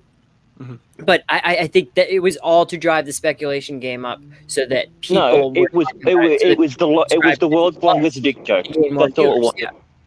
Yeah. World's longest dick joke over 10 weeks. That's all it was. I like it. Hey, the one thing that they said about the boner was only introduced at the 5-week mark. The boner was only there at the 5-week mark. Yeah, boner. That was fucking stupid. Yeah, I they liked it, mentioned I don't about they mentioned about in the interview thing about his character's redemption. What does he have to be redeemed about? That's what I didn't understand. When Yeah, he was enslaved. yeah. And does he still have the Quicksilver power in that supposed scene? That's the thing that I'm most curious about. So is like there this were no stuff. details. There were no details on that. So obviously Yeah. part of the CG capability was that we Yeah. know it would have been a high impact scene because you would have already had 3 heroes in it. 'Cause Yeah. They don't imagine ever, if they had the time in the bottle scene though. Like they had him and the kid like doing like a time in the bottle type scene with I the don't think demon. they would have done that. I would have I loved don't that. think I don't think they would have done that because that infringes, especially if you use time in a bottle. That really infringes. Yeah, it infringes on their own property though. No, the problem is again, that makes it Terry- worse. Not exactly time in a bottle, but just a That makes different No, sign no, I think where they're. if you I think she if you also do a said that she scene hasn't like actually that- read Family that, so it was never going to be in there. Yeah, So but that's If- okay. if No, I'm you- just talking about that type of scene. Like they did it with Honestly, Sweet Dreams and my- Apocalypse. Any my song. belief, if they did something like that, I think it only makes the hurt that the fans inevitably felt from the boner reveal worse. If you mimic it on purpose, I think that rubs it in. And then also, honestly, they never said. My I belief is think that they want to rub it in. my belief is that he wouldn't have the powers, if only because when she necklace? takes the necklace Yeah. off of him, it breaks everything. He's completely out of control. There'd be That's no what reason confused for me. him to still have the power. I simply think he'd be in the scene because he was with Photon. Like, clearly they Yeah. set up that, like, she explained everything to him. There's Yeah. no reason he wouldn't go with her. You know what I mean? Now that he What I is thought was before. weird though is that if Agatha can just imbue that sort of speedster power on anyone, why didn't she just have it herself? Because that would have come really in handy during like stuff and things. It seemed like if Because she was able to replicate that sort of power, Hey, but it remember the also boots? supports the fact that Wanda may have given that power to the real Pietro. What about the See, boots? Like she gets hit with the car. Oh yeah, the and they go up, boots. she's gone. She's gone. So maybe she did have the speedster power. You're right. No, good point, Dev. I mean, my personal belief is that she didn't create the power so much as she mimicked the power. She was Yes. doing whatever it took Illusion.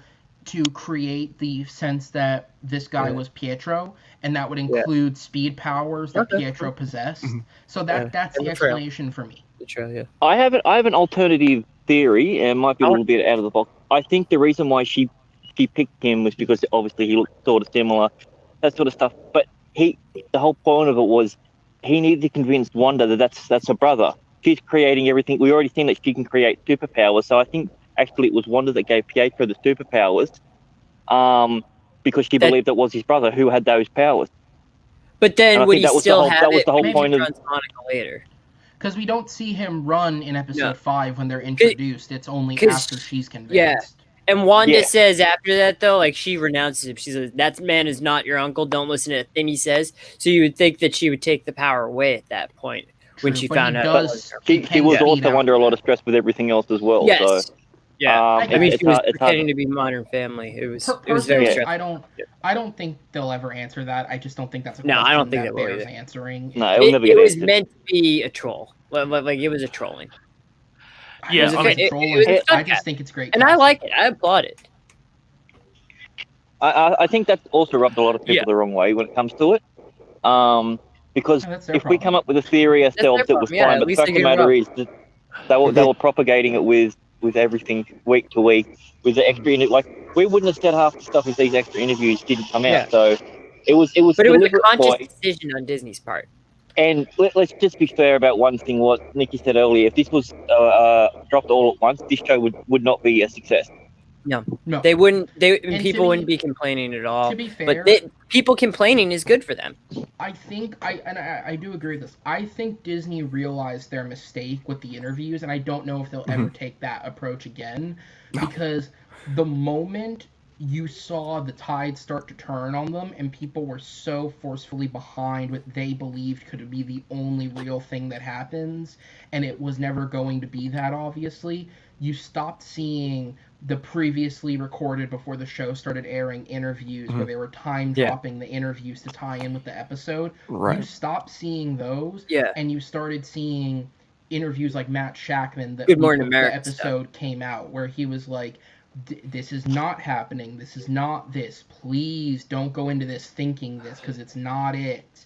And I thought that was more Matt Shackman, director, unemployed after this point, because he's not doing anything. Like I looked at like his upcoming project. He has nothing to do. Marvel would have had to clear him to speak. That's still on. He's Oh still no, absolutely. But I think he asked them, "Can I like a little bit massage the fan base so that they're more receptive to the finale that they're going to get?" Sure. Yeah. It was just they were hedging their bets. If it turned out that people absolutely really loved it, he's just said, "Oh well, I'm always critical of my craft." Yeah. No, but I'm saying at that point, it's the 9th episode. Season's over. They don't need you to come back next week. But what I'm saying is they're hedging their bet for the, if it turns out to be really good, they could say, yeah, the guy really loves his craft, and he was really, really critical about it. But that's good. That's the sort of people that we have working here at Marvel, etc. They can spin that. So no, I get why he did it, 100%. Mm-hmm. And they have Falcon coming up. They're focused on Falcon and Winter Soldier now. WandaVision's over. Like the next big thing, they've got some pretty good viral marketing going on for Falcon and Winter Soldier. That Xbox commercial with the Aaron tie-in from Captain America: The Winter Soldier. It's the guy that recognizes him and Black Widow in the mall, and he's Falcon's like, "What did I miss over the last 5 years?" And then he shows him the Xbox consoles that came out. I just thought that was a cool viral marketing because we didn't get anything like that for WandaVision. But it's kind of a meta thing where like he's in character. He's saying that like I was Avenger, then I was gone for 5 years. What did I miss? And it's an Xbox advertisement. But it had that Aaron guy from Captain America and the Winter Soldier that recognized him and Black Widow. You guys are practically twins. Specimen. Yeah. Right. But I do think if anybody's going to be doing those interviews actor-wise, the two people I could see doing it without like doing what Elizabeth Olsen and Paul Bettany, even though Paul Bettany was kind of joking about it, he wasn't actually being serious, is Anthony Mackie and Sebastian Stan. Oh yeah, I could see them being in interviews together, kind of messing around with each other, and then because I don't think they've ever said anything that insinuated anything in any of the movies that they're in. So I could see them and maybe Tom Hiddleston. But I mean, besides those people, I don't think they're going to do any more interviews. Tom Hiddleston is one of those guys that's so like on the book. He's scared to like leak anything out. But Mackie and Stan, they just have so much fun. The way that they divert the questions is they'll just make fun of Tom Holland. Like they'll just say like, hey, I don't understand this squeaky little British kid. He walks up. I don't like this guy. Like that's what they did all through the Infinity War interviews. While Tom Holland was spoiling things about like quantum realm stuff that we hadn't even seen until Endgame, and then the stuff with Mark Ruffalo spoiling it. Don Cheadle's another guy that's good at that, where he'll just like pivot and make sure the focus because they're more savvy. They're more savvy in how they handle it. So I was gonna say, Malcolm, Matt, you guys have been a bit quieter. Unless you guys have anything to add, I think we'll be good to move on. No, I mean, there's nothing much more I can add. I mean, the one thing I'd say is that I wouldn't be surprised if in Doctor Strange 2, if they are planning on to go the Mephisto route, then they might get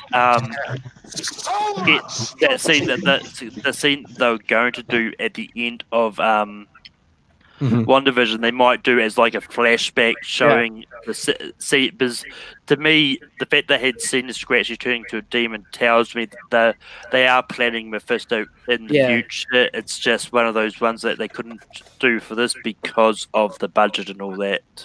I'm concerned about China that they'll never use Mephisto. Yeah, I think China plays a factor into the whole Mephisto thing, but there's a character, I'm trying to remember how to pronounce it. Nightmare? And No, it's the other one. Starts with like a C. But Caecilius? No. I think Caecilius. Say that again? Cthulhu? I think that sounds right. But he's kind of the villain that kind of sets things up behind the scenes and whatnot too, and he kind of leads everything. That like touches Wanda as a child in the comics, right? I think so. Yeah. But I think there's like I think that might be the big bad for like Doctor Strange. and whatnot. And I don't think Mephisto, just because if China didn't have those rules about like demons and whatnot in their movies, I do think Mephisto would be in the movies for sure. I just think Yeah. just with that and how much money they make from China alone, I do think that's going to play a factor. Maybe they take Mephisto and maybe they don't flat out say it's the like a devil or demon, but they insinuate that it could be. Dimensional being. Maybe they do something like that, but I don't think they'll go all out with the devil and whatnot. But who knows? Maybe. I'm looking through the Wanda stuff, like I'm trying to find like the name of that demon. Mhm. But I think it was Devin. What did you say? Clotho? Clithon. Maybe I don't know. It starts with a C. I'll look it up. It's hard to I pronounce. thought you were talking about Cthulhu, because I know they've done Cthulhu in the comics. Cthulhu? Cthulhu. Yeah, that's it. Cthulhu. I think that's it. Correct us in the comments. I don't know. It's spelled CHTHON. I'll pull up an image so you guys can see what I'm talking about. Shothon? When do you think we're going to see this Latveria? is- I was just reading like something about Latveria. Where are we at? Because that's another thing with Right here. Falcon and Winter. This dude. They're going. Yeah, that guy. Yeah, that's who I think could be, because Yeah, he that's like plays a a really Cthulhu big type factor. character. Yeah, he plays a real big factor in the Cylon, yeah. Wanda and whatnot. Yeah. So. Yeah.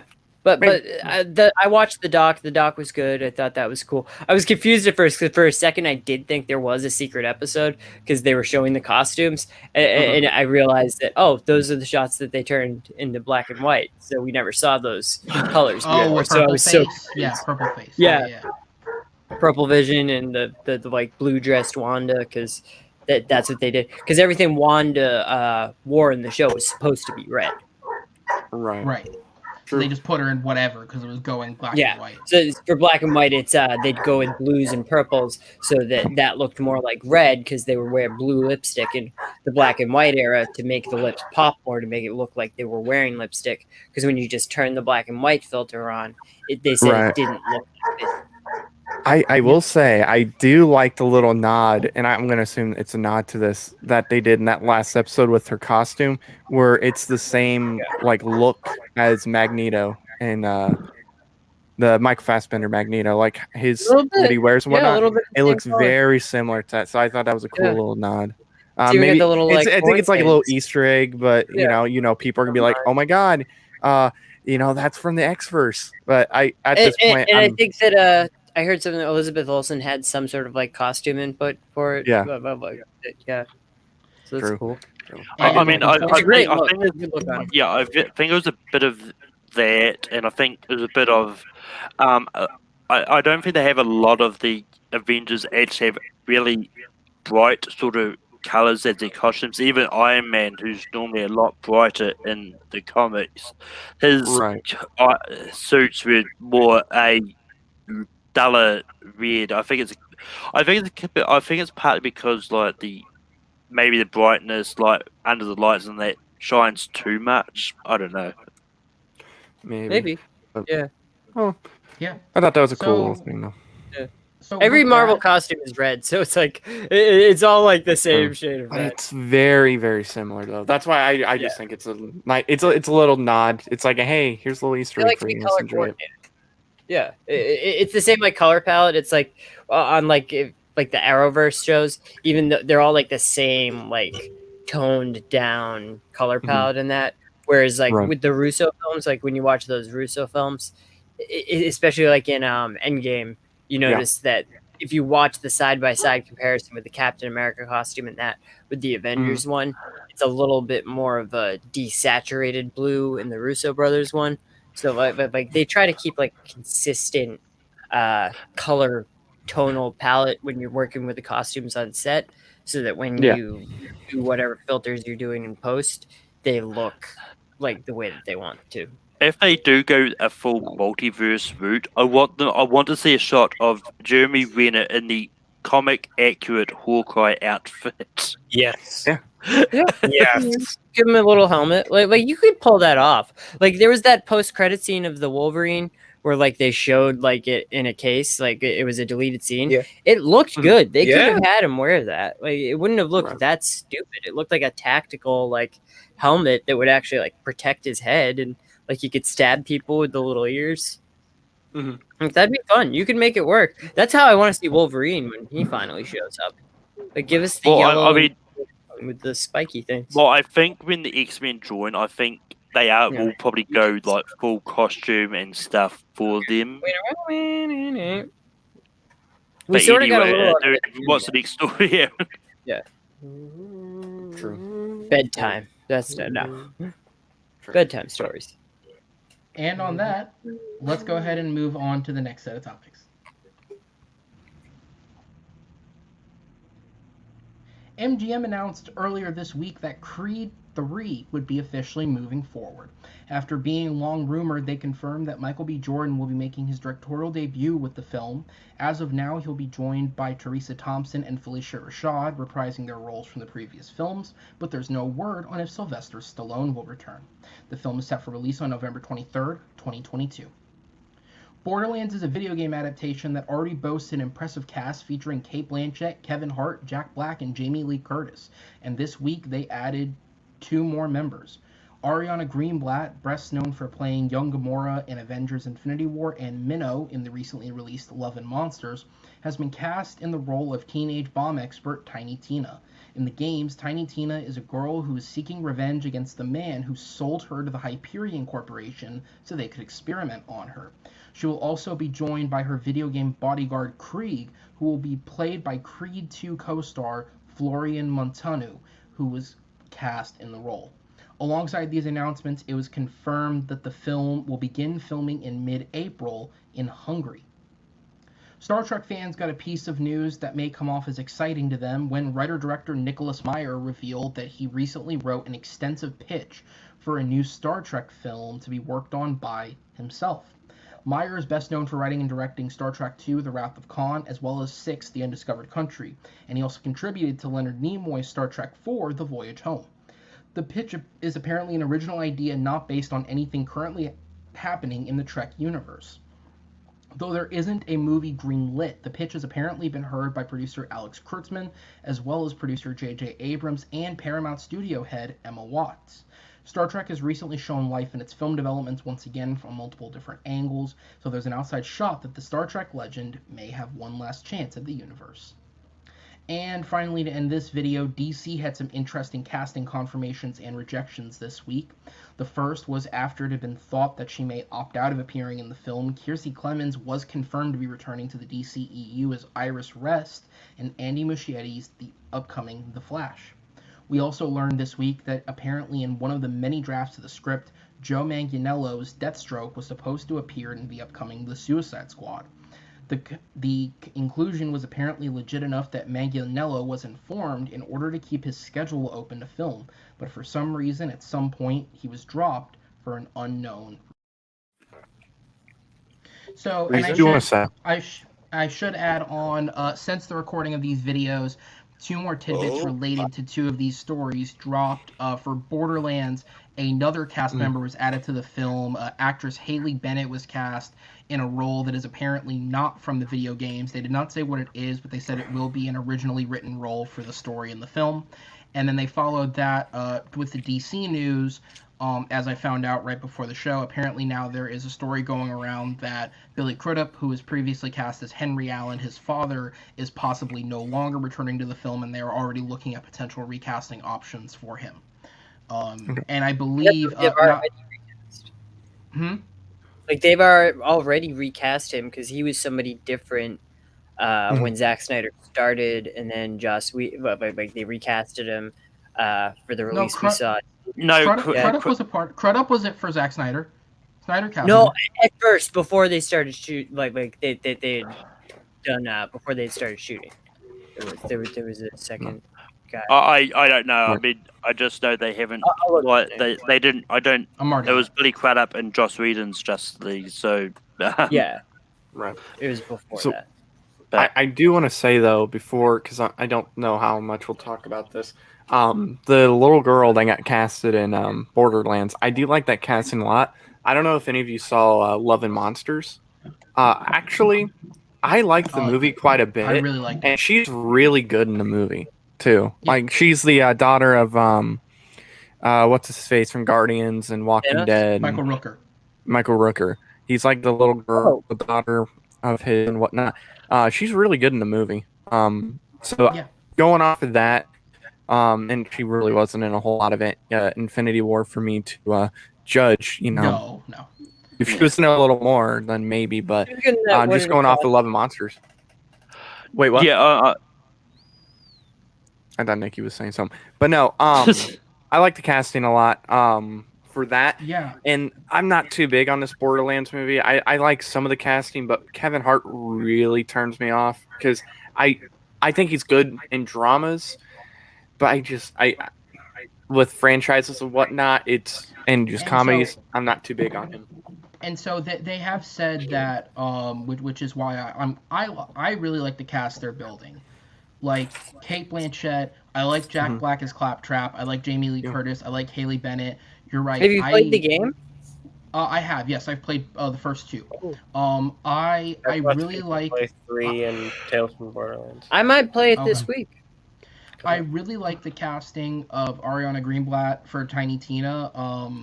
Yeah, again, I Love and Monsters ended up being in my top 10 of last year. It's towards the bottom, but I really, really like that movie, and I think it sucks that because of COVID, it was an underseen film when it got the theatrical release initially.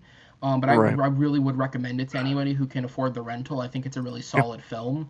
But she was really good in it for being a young actress. I don't know much about her except I know she comes from Disney originally. She was on a Disney Channel show. But I don't know anything more about that outside of it. Yeah, I don't know much about that one either. I think it's good casting. I like the casting of Florian, I believe his name is pronounced Montano, as Krieg. That character in the games is nothing more than an almost silent, grunting bodyguard for the character. So the guy who's playing a boxer is a great choice for that role. And I'm okay with Kevin Hart only because they have already come out and said that the character he is playing will be written as a game-accurate depiction of the character. And in the game, Roland is the most serious of the group. He is the straight shooter. So they were kind of building on that recent move to want to do more dramatic work in giving him something maybe a little more serious to run with rather than having him be comedic relief. I just don't love what they did in like him and Jack Black did in Jumanji. Like Jumanji, I like that movie in spite of those two. I thought Jack Black was definitely better in the sequel when he wasn't hot chicking it. Oh, I like him. As I'd say, I liked him as the I just girl. hate Jack Black hot chicking it. I hate Oh my Kevin god, Hart. it's like a handle. It. Yeah, He was just the best hate part, that. I think thought. it's gimmicky. But it seems like the next Jumanji, they're going to be going like the characters are going to be in the real world interacting with the people, like the kids. So that I can't wait for that one because I would like to see those characters actually play those characters instead of just like caricatures. Because that's what I feel like with Jack Black, with that movie especially. I feel like the first one, he never even met the actress that played the girl in the real world before he started doing that, because that's not how that girl acts in the movie. So like when I hear him and Kevin Hart together, I just get a little bit worried because I'm one of those people that Jack Black and Kevin Hart, I like both of them more when they do dramatic stuff. My favorite Jack Black movie was King Kong. And then before that, School of Rock, which has more like dramatic beats in it as well. And I will say, based off my history with the games, Jack Black is the comedic relief of this film. Yeah. Claptrap is definitely the comedic relief of that franchise. Rock!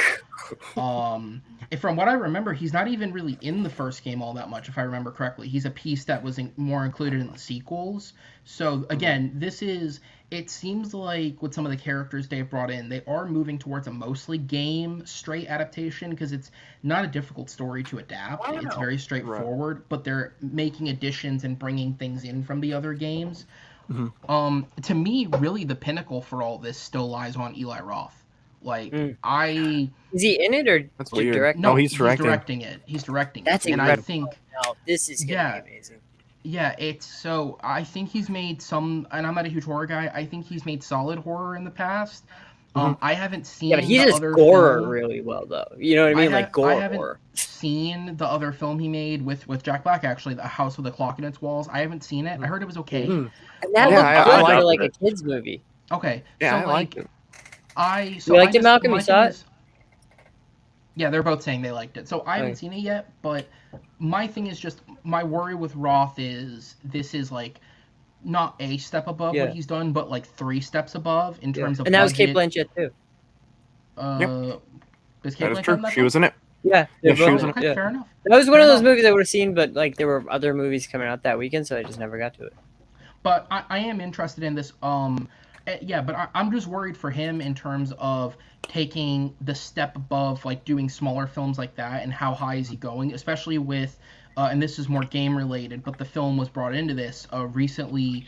Gearbox Entertainment, which is the company that makes Borderlands, was bought by a private investor who will be allowing them to produce and distribute their own content, and that includes the film. So they'll be providing essentially was their that own you? funding towards the film.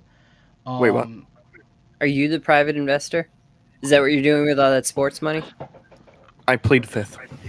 Okay. Alright, fair enough. Anyway, on that note, I've actually got to The head IRS out. will find out. Oh. Well, Malcolm, thank you so much for coming on, No. man. Appreciate having you. Bye, See Malcolm. ya. Where can the people find you? Great Plug to see yourself you. quickly. You can find me over on Takeboo, host Rankum and various other things, and you can find me on Full Metal doing trivia stuff as well. Yeah.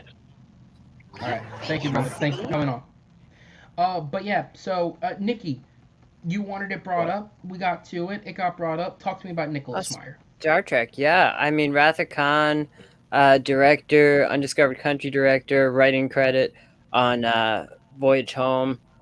He took a long break from Star Trek. This is actually one of those stories that I didn't read on the internet. Like, my dad came in walking one day. He's like, "Do you hear about Nicholas Meyer?" I'm like, what about him? He's like, "Star Trek." And I'm like, what? Because I've been one of those people that have really been clamoring for Jonathan Frakes to direct a Star Trek movie. It seems like this is kind of the direction they're going with this, as far as what I was saying before, when it comes to lower budget Star Trek, doing a movie that's separate from the Kelvin timeline, Next Generation, original series, that's just something that's on its own, because there's tons of starships in Starfleet. It doesn't even have to be a Starfleet ship, technically, but I would just love a Starfleet ship, because they could use the Discovery sets, redress them a little bit. That they make those sets so that they can change them to look different. Like the Discovery set has been used as like 5 different Federation ships already.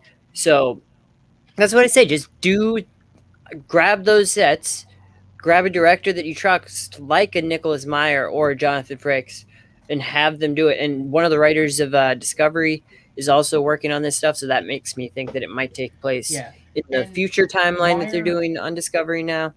And I was But gonna yeah, say, I'm looking forward to it. I don't know much about it, but this actually wouldn't technically be the full-on return. When I was doing my research on it, apparently Meyer has a writing credit on Discovery. I don't know what it's for, but he has written for Discovery. It might be. It I'm was trying in to think. It might. 2017. It was 2017. in 2017. So what I'm thinking, that might be some like Klingon War stuff, or there was this one episode that showed find it quickly. it flashed back to The Cage, which was the original pilot that had Captain Pike, Spock, #1. That it has finally been picked up to series for Strange New Worlds on Paramount Plus. But that's the series that they're going to be doing with Captain Pike. But what I'm saying is they have these sets, and I've always said for Star Trek, the sets are the hardest part. And once they have those sets, they use those sets forever. Like the set for A Voyage Home, that Klingon set, they used that Klingon ship. The set for that Klingon ship, they used that for Star Trek the Motion Picture. They used it for all of the Star Trek movies. They used it for Next Generation, Voyager. Actually, might not. They did a little bit on Voyager, but Right. Deep Space Nine. They used it for Enterprise. They used that set for 30-odd years. So these Star Trek sets of the Federation ships, you can redress them. You can put different things on the monitors, the blue screens, make them look different. I think that they should just do what DC's doing, throw everything to the wall, if somebody that you trust has an idea to make a Star Trek movie, let them do it. I always thought there's an episode of TNG called Conspiracy that's like a Cronenberg movie that it's like Invader of the Body Snatchers. They get like overtaken by slugs, and like they never go back to this storyline. It was the season 1 finale, and it ends with them saying like, these guys are still out there. We don't know how far like the infiltration goes. And I always thought it would have been a cool idea to like pick up where that story left off and just do like a standalone movie of a standalone starship and make kind of like a horror movie, because you could do a lot of different things in Star Trek. You could do allegory sci-fi, you could do horror, you could do just regular straight up science fiction, you can do superhero stuff, anything. Yeah. Devin, you got anything? No. Matt, you got anything? Aaron, I know you watched those movies. The Nicholas Meyer ones, at least. I think those were your favorite I was looking ones. something up. Oh yeah, you were. If you guys want to keep going. No, it's fine. I could talk about. Well, I could do this all day. I can do this all day. So Nicholas Meyer, I think that Wrath of Khan and The Undiscovered Country are most notably known as like the 2 best of the original series ones. So, and especially like with Christopher Plummer passing away, a lot of people are going back to revisit The Undiscovered Country to see like that performance in that movie and see Ambassador Worf or Delegate Worf, whatever Worf was in that movie. But it's a good movie, and Nicholas Meyer, I would really like to see. You were looking up the Discovery credit. Yeah, I'm trying to figure out what his role is in that. Yeah. Devin, talk to me about Star Trek so that I don't have to talk to myself. Beer has nothing to add to this conversation. Nothing. Space. The final frontier. These are the voyages of the Starship Enterprise. Their 5-year mission. To seek out strange new worlds. Discover new life, new civilizations. Boldly go where no man has gone before. Oh my. And there you go, guys. That's George Takei. Aaron, I can't find anything on that either, so I think we should just move on. I found what it is. So it's, you did? You did, guys. Meyer was actually brought in at the start of the show. He served as a consulting producer and writing add-on for the entire first season. So he consulted with the writers on every single episode and did uncredited work for little bits and pieces of it. Because that first season was really all over the place. Like they switched showrunners midway through. There was Mirror Universe stuff. There was Klingon War stuff. It's good. But on board early enough that when they were casting, like he was involved in the Michelle Yeoh casting and things like that. He was around early. So Michelle Yeoh, the thing with Michelle Yeoh is, I think, because she plays like 2 versions of the same character on Discovery, and they casted her to be the more badass version of the character. Because that was one of those things when the show first came out. Like spoiler alert for Discovery, it was seen like they showed it on the first episode on regular CBS, so everybody had a chance to see this part. But Michelle Yeoh is introduced as Captain Giorgio, the captain of the starship we see at the beginning of the show, and then she dies immediately. And then the mirror universe of Captain Giorgio is introduced, and that's the one that we see for most of the show. It's the alternate universe thing that you hate, the multiverse. But Star Trek, it's a little more self-contained, where it's just the mirror universe. And Michelle Yeoh comes over. She kicks a lot of ass, and she's probably going to get her own spin-off show with the Section 31. So she's kind of like the Black Ops division of Starfleet. So RoboCop, the guy that plays RoboCop. Why can't I think of that guy's name? Peter Weller. Which one? Peter Weller was in Star Trek Into Darkness. He was part of Section 31. He had the USS Vengeance. They're the more like extreme Black Ops, sort of the secret police of Starfleet, where they're not afraid to cross those lines that Starfleet aren't supposed to cross. So maybe that might have something to do with what Nicholas Meyer's doing here. Maybe he's working on that Section 31 show, but I'm just glad that they're actually doing more Star Trek shows. And I think it's a fair question to ask now about the Paramount Plus thing, just now that they have confirmed that it's outside of anything we've seen in Star Trek. This is not a sequel to the Kelvin universe. But as with the Superman story the other week, I don't think this completely puts the Kelvin timeline to death. I don't think that puts Next Generation movies to death. I think this is contract just another negotiations thing. will put Kelvin to death. Yeah, that's what it is. They just don't want to go that long without having Star Trek movies. And then once this Star Trek movie comes out, if it's successful or not successful, then they can reassess with the Chris's. Because the biggest thing with the Star Trek script that Tarantino was doing and that the Noah Wyle was doing is that both of those scripts involved both Chris's. So you needed Chris Pine and Chris Hemsworth, both of the Chris's that play the Kirk father-son. It was going to have that. And both of them, I think, were also going to have Shatner, too. I've read conflicting reports that apparently... I can't speak to the Noah Wyle one. I don't know anything about that. But specifically the one that was... Noah Hawley. Noah Wyle is ER. The librarian. Noah Hawley. I meant Noah Hawley. Did I say Noah Wyle? Yep. I may have said it. Okay. I meant Noah Hawley. The one that's based on the Tarantino story is completely separated. That's what I'd read. Yeah, it's separated, but Tarantino wanted Pine. Tarantino wanted Pine. Especially. But not like Hemsworth and Shatner weren't necessary to that. Oh, they weren't. I always thought that Hemsworth was the Tarantino's idea, but that might have been the Hawley one, because Hawley was the one that got canned first, and that would actually make sense. Plus, remember there was the S.J. Clarkson script that was supposed to be Star Trek 4 that was also in development. And that I wouldn't be opposed to Noah Wile's Star Trek if they just wanted to have him in this, like, go cheap, like TNT the Librarian. I don't think that's still on. ER's not on anymore, so I mean Noah Wyle wouldn't be terrible. Why don't you team him up, Noah Wyle and Noah Hawley? If you want an honest answer, because Noah Hawley's first film was utter shit. Yeah, it's not good. 7 of 9. What do you think about this conversation? Irrelevant. Oh, 7 of 9 doesn't like it. Oh my. But Sulu does. And Captain Picard, what do you think? I don't know, man. And Spock thinks this whole conversation is illogical. And I think with that, we've basically run our course on this one. Just quickly. Oh, wait. Grant likes Star Trek, so he can say something about this. Oh, okay. And he's dead. No, so I was going to say... Who did that? I didn't know one did it. No one didn't. Because he had a problem before where he said he got booted, and then... They banned them or whatever, which I don't really get why. Anyways... It happened a few weeks ago with him and Alan. I hate that.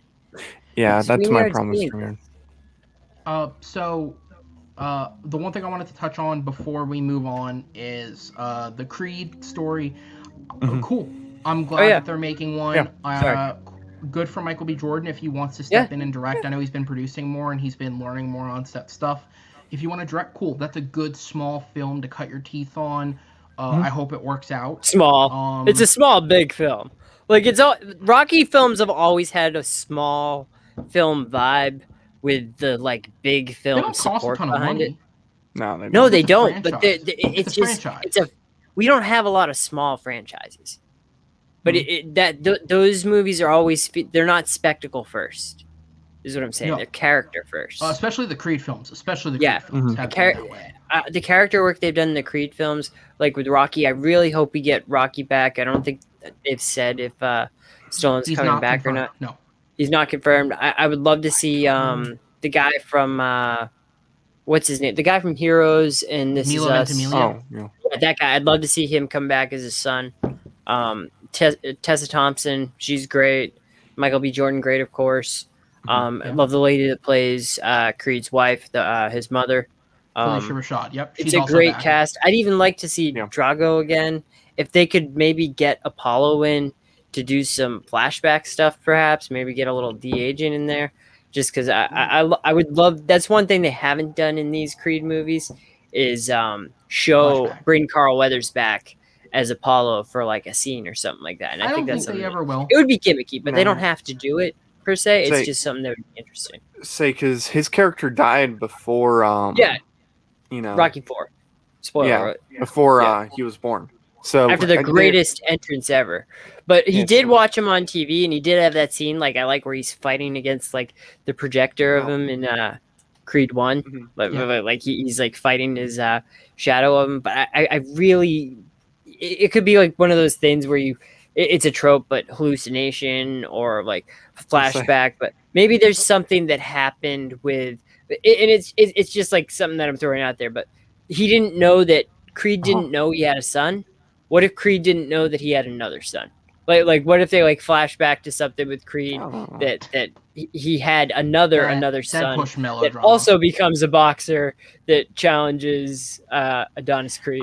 That actually sounds stupid now that I say it. I'd rather see Mr. T's kid be where they go and just be their children. Or just Mr. T. Like just bring him back. But so with that, I'll say we got Rocky 3 is the best one.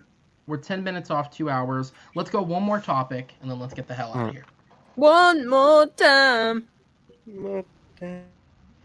In what is a huge story in the mini story section, California Governor Gavin Newsom has announced that starting next weekend, Friday, March 19th, all theater chains will be allowed to reopen under the specific circumstance that they adhere to current health guidelines and only fill theaters to 25% capacity. While 25% isn't a huge number of people, this is a huge step for the theater industry, as Los Angeles alone normally makes up for nearly 10% of all box office sales within the domestic box office. Needless to say, this is a big next step in trying to revive the box office in a post-COVID world. Doctor Who fans rejoiced this week when news came that Ninth Doctor actor Christopher Eccleston will be reprising the role in May for the first time since exiting the show in 2005. This will be done in the form of 3 audio dramas in collaboration with company Big Finish. The synopses for the 3 can be found online. Eccleston received major attention and acclaim when playing the role in the first series of Doctor Who when it relaunched in 2005. However, due to unknown reasoning, Eccleston decided to exit the show before the end of the first season and decided to exit before the first season was over, and was regenerated into David Tennant at the end of the season. Eccleston, who has remained quiet for years about his exit, eventually revealed that he left because he did not enjoy the culture that was established on set when filming, set by showrunner Russell T. Davies. His experience was so soured that he was the only living Doctor Who actor who rejected the offer to return for the 50th anniversary. While he may never do it again on screen, at least fans will get some sort of semblance of adventure under a definitely underutilized version of the Doctor. Michael Bay revealed the first look at his upcoming action film Ambulance through a behind-the-scenes video showing what else but an explosion. The film is set to star Jake Gyllenhaal and Yahya Abdul-Mateen II as a pair of thieves who hijack an ambulance as a getaway car without realizing it contains a paramedic, played by Isa Gonzalez, and a patient who is in critical condition.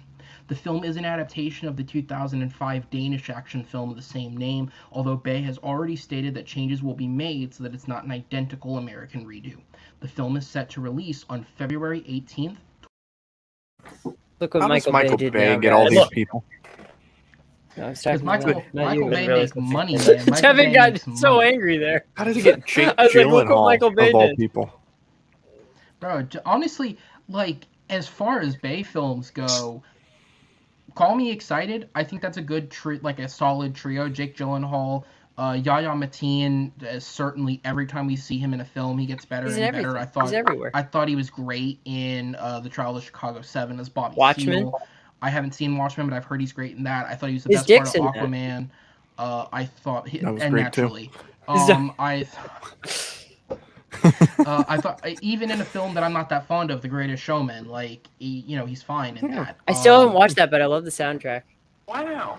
From now on. Come on, Nikki. This is the greatest show. Wow, that's a different song.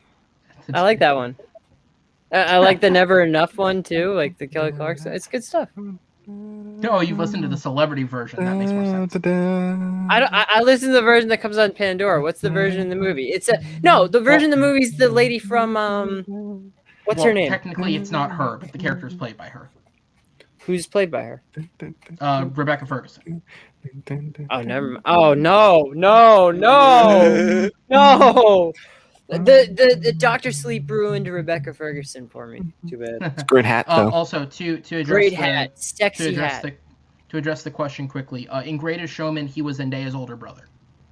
It's not a big role, but it's, you know, for a It's something. beginning Matt. actor, it's a solid enough performance. And that's the point, is he gets better every time I see him. I like, the only thing I can think of her in offhand was Baby Driver, but I liked Isa Gonzalez in that. I'm sure. Oh, no, she was in Hobbs But and you Shaw hit the as nail well. on the head with the hat.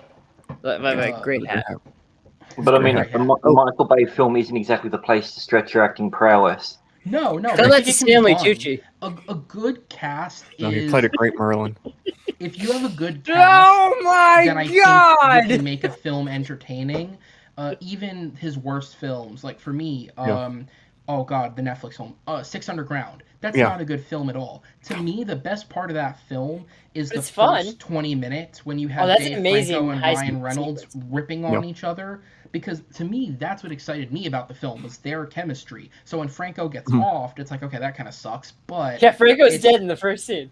It's like, to me, that was the best part of the film. And then outside of that, it's really all just Reynolds and Corey Hawkins chemistry, which isn't as funny as the other two, so I don't like it as much. Corey Hawkins is really underrated. He deserves more work. I can't wait for that musical he's in. That looks good. The one with him and Jimmy Smits. Oh, In the Heights, yeah. Yeah, In the Heights. When Jimmy Smits walks, I've said this before, when Jimmy Smits walks in that convenience store and starts singing, I smile every time. Like, I'm just like, this is ridiculous. What is he singing about? He's singing Good Morning. Alderaan blew up. Alderaan is dead. It blew up. I still think he'll play a perfect Mr. Sinister in an X-Men film. Yeah, weren't they supposed to have Antonio Banderas or something like that? He was. I am Sinister. But that's what happens when New Mutants falls apart. That's a new soundbite, guys. Stanley Tucci yelling, "Oh my god!" So, I agree with the comment. To me, the last time, to me, one of the only good Bay films actually has come more recently. 13 Hours, I think, is actually a very solid film. Which to me is the hope that Bay goes more grounded. Now, obviously, the clip we saw is that's more Krasinski than Bay. But no, I actually thought the filmmaking behind that film was actually a very good step up from Bay, and it helps that the script was also better. Yeah. And who was the other guy in that? It was Krasinski, and it was Krasinski's in it. James Badge Dale's in it. James Badge Dale, that's who it was. Yeah, he was on Pablo Iron Man Schreiber's 3, in and it. he was on season of 24. He's good. Pablo Schreiber's in it. Max Martini's in it. Yeah, no, that was a good movie. One of the needs to get more work. Who? Yeah. Pablo Schreiber. He's one of my favorite actors. He's on Paramount Plus. He's the lead in the Halo series, so I think that's a big make or break moment for him. He's Master Chief, so that's a big make or break moment for him. And my heart just breaks for Krasinski because like COVID hurt him more than anybody. Because Quiet Place 2 is about to come out, and his stock was about to just go so high. Oh, it's going to. Just wait. It's still going high. Like he even capitalized and he made that little web series. But I just I feel bad because he was at an all-time high. What was I gonna say? Even like, and I agree with you. I think Schreiber is a really good actor. First off, he's got a hell of a half brother. That's a real acting family right there. Yeah.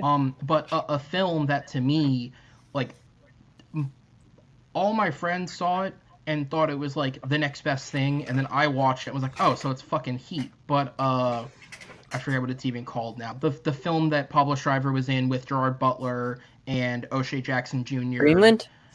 No. What is it called? Geostorm. It's a ripoff of Heat. God, no. I think 50 Cent's in it as well. Olympus is fun. Oh.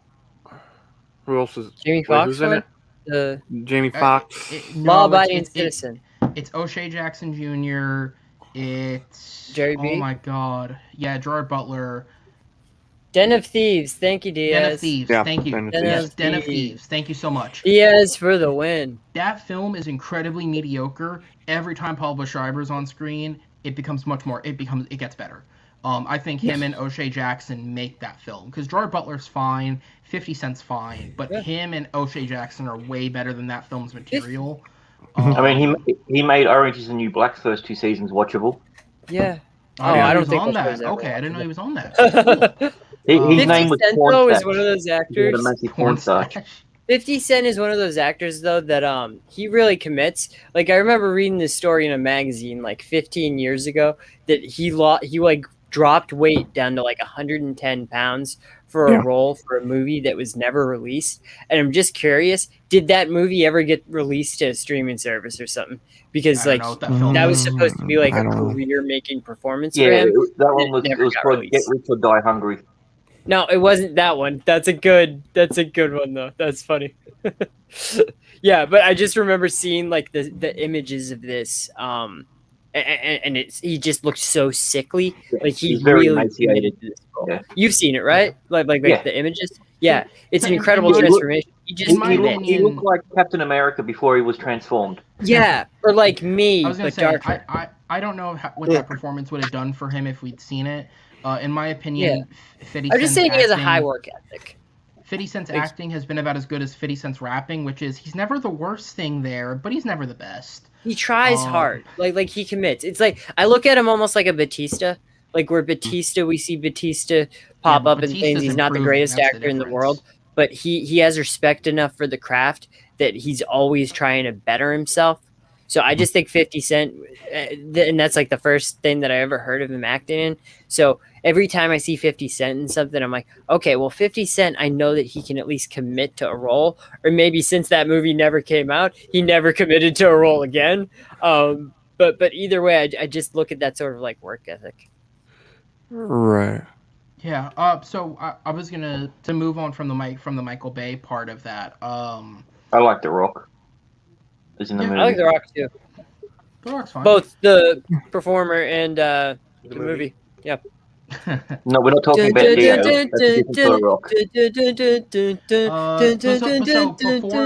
Before we disappear, I feel like we should get into it. The first thing that was mentioned there, theaters are reopening in California, which I think is a huge step for the return of the box office. Now, as I said, Governor Gavin Newsom, part of the stipulation on it is they can only fill to 25%. But considering one city is 10% of two countries' box offices, that is 25% is still an increase because the people in LA will go to the theaters. Like if there's anything that's ingrained in that culture, it's the theater. If they can only fill 25%, they will be at 25%. So I think that's a huge boost to all the films coming out in the immediate future. And since that happened, even more than the New York situation, we have seen studios come out. Like we heard a couple of weeks ago that Black Widow, they gave Kevin Feige the ultimatum of, look, by the end of March, you have to make a decision on, is it coming out or is it moving? They've now confirmed it's coming out. That's it. We're doing it. Is it coming out? Is it going to be a dual release? Because I was going to say, go around the room. Exclusive theater release? Because that's what I think. It's going I don't to think Feige has any interest in doing dual release. Feige has no interest in doing a dual release. It is going straight to theaters, and that's that. Yeah, good. So I'm excited about that. I think that this is a huge step to helping recover the box office, at least here. Internationally, countries that have the situation under control. Grant, I know you're in Australia. For the most part, they seem to have done a better job, at least than here. So I don't know what your cinemas look like over there. They just killed the ones that had it. Okay, fair enough. I don't know what your cinemas are looking like over there or your situation, but do you think all these firms now, like as a result of the LA move, all these films re-solidifying their upcoming dates, do you think that's a good or bad thing from your perspective in your country?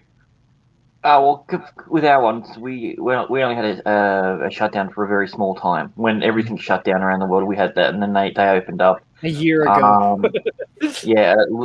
Limited capacity. Or you had to wear masks. I used to go to the cinema all the time, but I had the last film that I saw in the cinema. Shit, maybe it was fucking Endgame. I don't know. It's been that long. It feels like it's been that long. It probably wasn't Endgame. Bloodshot. No, well, we got that. Digital. We got that here on streaming, so that was. It came out streaming like the weekend after it debuted. Yeah, we got it on Netflix. So, Prime. Sorry, I think it was. Not horrible. But I think the whole point. I don't think it's going to save Newsom's job because they had that 1.6 million vote recall thing that's happening. So or revote. But I think the problem that they're going to run into is you're going to have a lot of angry customers because you're going to get people who have been essentially trapped for X amount of months going in there, and all the COVID rules and restrictions are going to get broken. There's going to be fights, especially when someone wants to go see something and they go into somewhere like Burbank or something like that, and they go to a cinema there, it's full. They go to another one, it's full. They're not going to go to another one, and then it's just going to turn people off for another 6 months. The problem is, with the media and everything that's happened so far, they've ingrained this fear about going out. Just because they're open, it doesn't mean people are also going to do it. Exactly. So that's why I think like Black Widow is like that. That's like the date everybody's looking at, because that's the movie where people will start to like the risk will start to become sort of subjective at that point, like a case by case basis. Also, and here, it's a movie that's worth. Black Widow is a good film to do that test on, because it's not a film that was ever going to break $1 billion. It maybe if it was 5 years ago, it might have. I don't agree with that. I don't agree with that at all. Yeah, that would have made that almost would have made $2 billion. 2.5 years. There's no movement or traction with that. It was one of the lowest. If it was an average movie, but look at Captain Marvel. Captain Marvel made $1 billion. It was one of the lowest viewed trailers that they've ever had. Yeah, I think there is no real world interest in it. I think if it was average, it would have made $1 billion. I think if it was good, it would have made $2 billion. No, I think that's a ridiculous overestimation, Nikki. Really? That's overestimating. I'm one of those people that says if they came out with a Hawkeye movie that took place between Infinity War and Endgame, it would have made $200 million opening weekend. No, just because of how high Marvel was at that point. I don't think Hawkeye would. I think Hawkeye would have done really, really well. But you got to remember, we also had Ant-Man and the Wasp shortly after Infinity War, and that's what everybody was asking with that poster. Where's Hawkeye? Like the first Infinity War poster comes out, all those people are on, and people are freaking out. Where the fuck is Hawkeye? Like they weren't saying like where's Ant-Man? They were saying where's Hawkeye? And there was like these posters that came out, fan posters that just every single character was just replaced with Hawkeye, and it said Hawkeye Infinity War. You know, they always say, where is Hawkeye at? Where is he at? But they never ask where is Ant-Man at. And that I think is the true tragedy of the story. He could be in the room. Yeah, and to be clear, I don't. Ant-Man and the Wasp is the one. In that era, it's the one like underperforming one, but the first Ant-Man also grossly underperformed compared to other MCU films. They're outliers. So I think that kept in line. But every film around then, like Black Panther made a bill. Obviously, Infinity War is now at $2 billion. Captain Marvel made a bill. Spider-Man: Far From Home made a bill. Obviously, Endgame became the #1 film of all time for a little bit. Ant-Man and the Wasp, though. What's interesting? I'm not sure if it made a bill. I think it was just under. Ant-Man and the Wasp, though. I think it's interesting that you bring that up, because, like, I think Ant-Man and the Wasp suggests that brand supporting the brand, because Endgame could never have been as good as it was if Ant-Man and the Wasp didn't happen. Like because Ant-Man and the Wasp, I think the things that they address in that movie with the quantum realm and the like time vortexes and stuff, just in that post-credit scene, like you could have released a short somewhere on YouTube. They could have literally put that in Infinity War and would have made no difference. They really could have. But I think having it work better, because there was that, because when that snap happened, everybody was just craving whatever Marvel that we could get, and I think Ant-Man and the Wasp overperformed than it would have if it came out before Infinity War. Like if Ant-Man and the Wasp came out before Infinity War, I don't think it would have done as good as it did. It's the same reason, the same argument can be made with something like a Captain Marvel as well, because with the end scene and it coming out directly afterwards. Yeah. Right, but that's momentum hype. Iron Man 3 also made $1 billion off of it. Yeah, exactly. After the Avengers, that's why I think Black Widow would have been what I'm saying is, to Nikki's point, there's no way in the world that it's gonna. I don't even think it's gonna get close to $1 billion. Even if not now.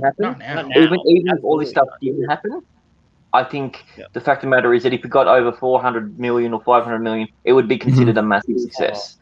Because it's one of the cheap ones. Obviously. It has an ensemble cast of people that we don't know, and the ones that, apart from well-established and well-liked characters, they've all essentially been some sort of an ensemble movie that has that has done really well. Which with Right. Ant-Man and the Wasp, he was, it was the least. I think they put it in there because they knew that was the only way it was going to make a fair bit of money, because I think it was probably one of the weakest films in. And that Quantum Realm scene, if they had released it before Infinity War, that could have been a tag on Infinity War. Like, that could have been an Infinity War post-credit scene instead. It's just we needed to learn about that at some point, and they hadn't established it already. And Ant-Man, they also needed to I think they would establish have the given away boss. way too much. I think. I like the movie itself because it's a nice it's a refrain for me. Yeah, Like, it's everything a in fun the little MCU movie. at that point was so intense. It's just like, hey, let's all chase after this briefcase for the entire movie. And any movie with Walton Goggins in it, I'm in. So Yeah. Open the tomb. Yeah. Absolutely. So, unless anyone else has anything to add, I would like to add that I would like to go to sleep. then I think we're done. Thank you guys for tuning in and watching. I'll go around the horn. Mr. Grant, where can people find you? find me anywhere on the internet. I'll be in a few days. I'll be at 7 p.m. at night watching the Snyder Cut as it comes out with me popcorn and everything. While all you lovely people are probably going to be asleep, except for Nikki. But yeah, so that's what I'm going to be doing. Sleep is for the weak and the dead. Mr. Beer, where can people find you? You can find me on this channel. You technically could find me around town. I'm not going to tell you what town that is because I'm not stupid. I saw you driving around town with the girl I love, and I said, "Fuck you." Yeah, true. Sorry about that again. But no, you can find me on here doing shows.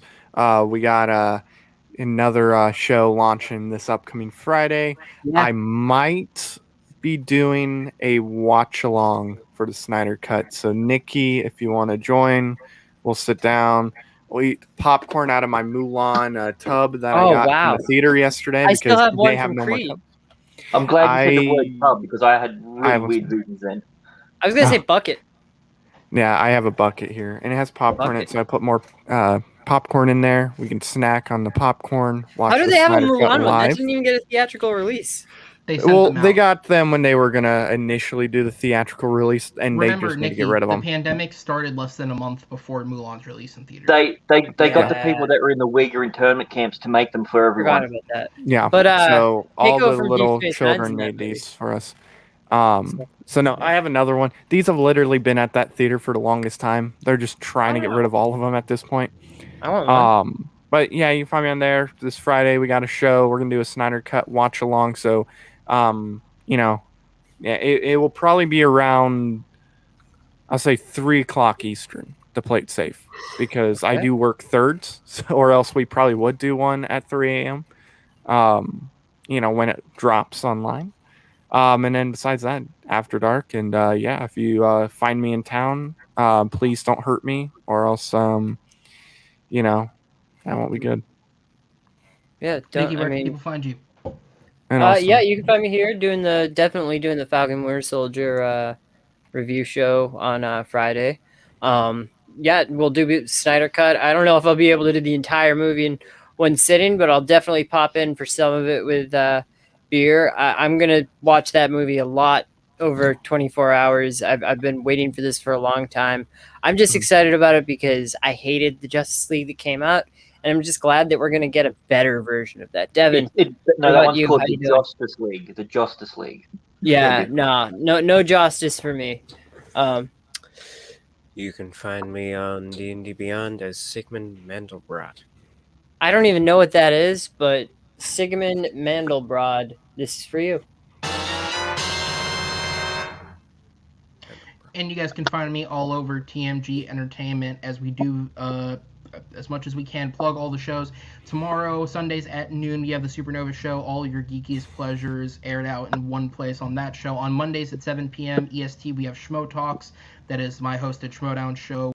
This week, we are continuing our flashback series, looking at Season 5 of the Schmodown, or Season 4, this one is. Fuck it. We're looking at the Schmodown. Then on Tuesdays in the afternoon, we have Cancel This Show with Matt Beer and Alan Shepard, the political show that goes out every week. And, of course, beginning next Friday, we do have our Falcon and Winter Soldier reviews going up at 8 p.m. EST. Also, really quick, I was going to mention this. I forgot about for a second. I'm glad I remembered. But Monday morning, they're going to be releasing the Oscar nominations. Yes. Be on the lookout.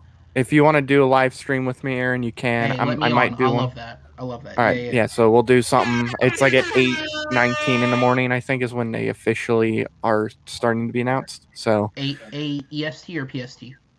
EST. I wish it was PST. I can do this all day. But, Fair you know, enough. we'll see. If I fall asleep, sorry ahead of time, guys. That Grant, tends to happen. Did we go to Grant yet? Did we find out where Grant is? Yeah. We went to him first. Okay, I forgot. You're in I'm Australia. overdue. Okay. Yeah, I go first because of time zones. Yeah. Yeah. It's You're in only the fair. future. But guys, also on the channel, be sure to check out as they go up. Between myself and Matt, we've been doing trailer reactions, film reviews as we catch them. So be sure to check those out as they go up. With that being said, thank you guys for watching. My name is Aaron Knoll, and on behalf of everyone here at TMG, And this has thanks been for After Malcolm Dark. for jumping on. Yeah, of course. Malcolm, check out everything Malcolm does. We'll like see you guys next jazz? week on After Dark.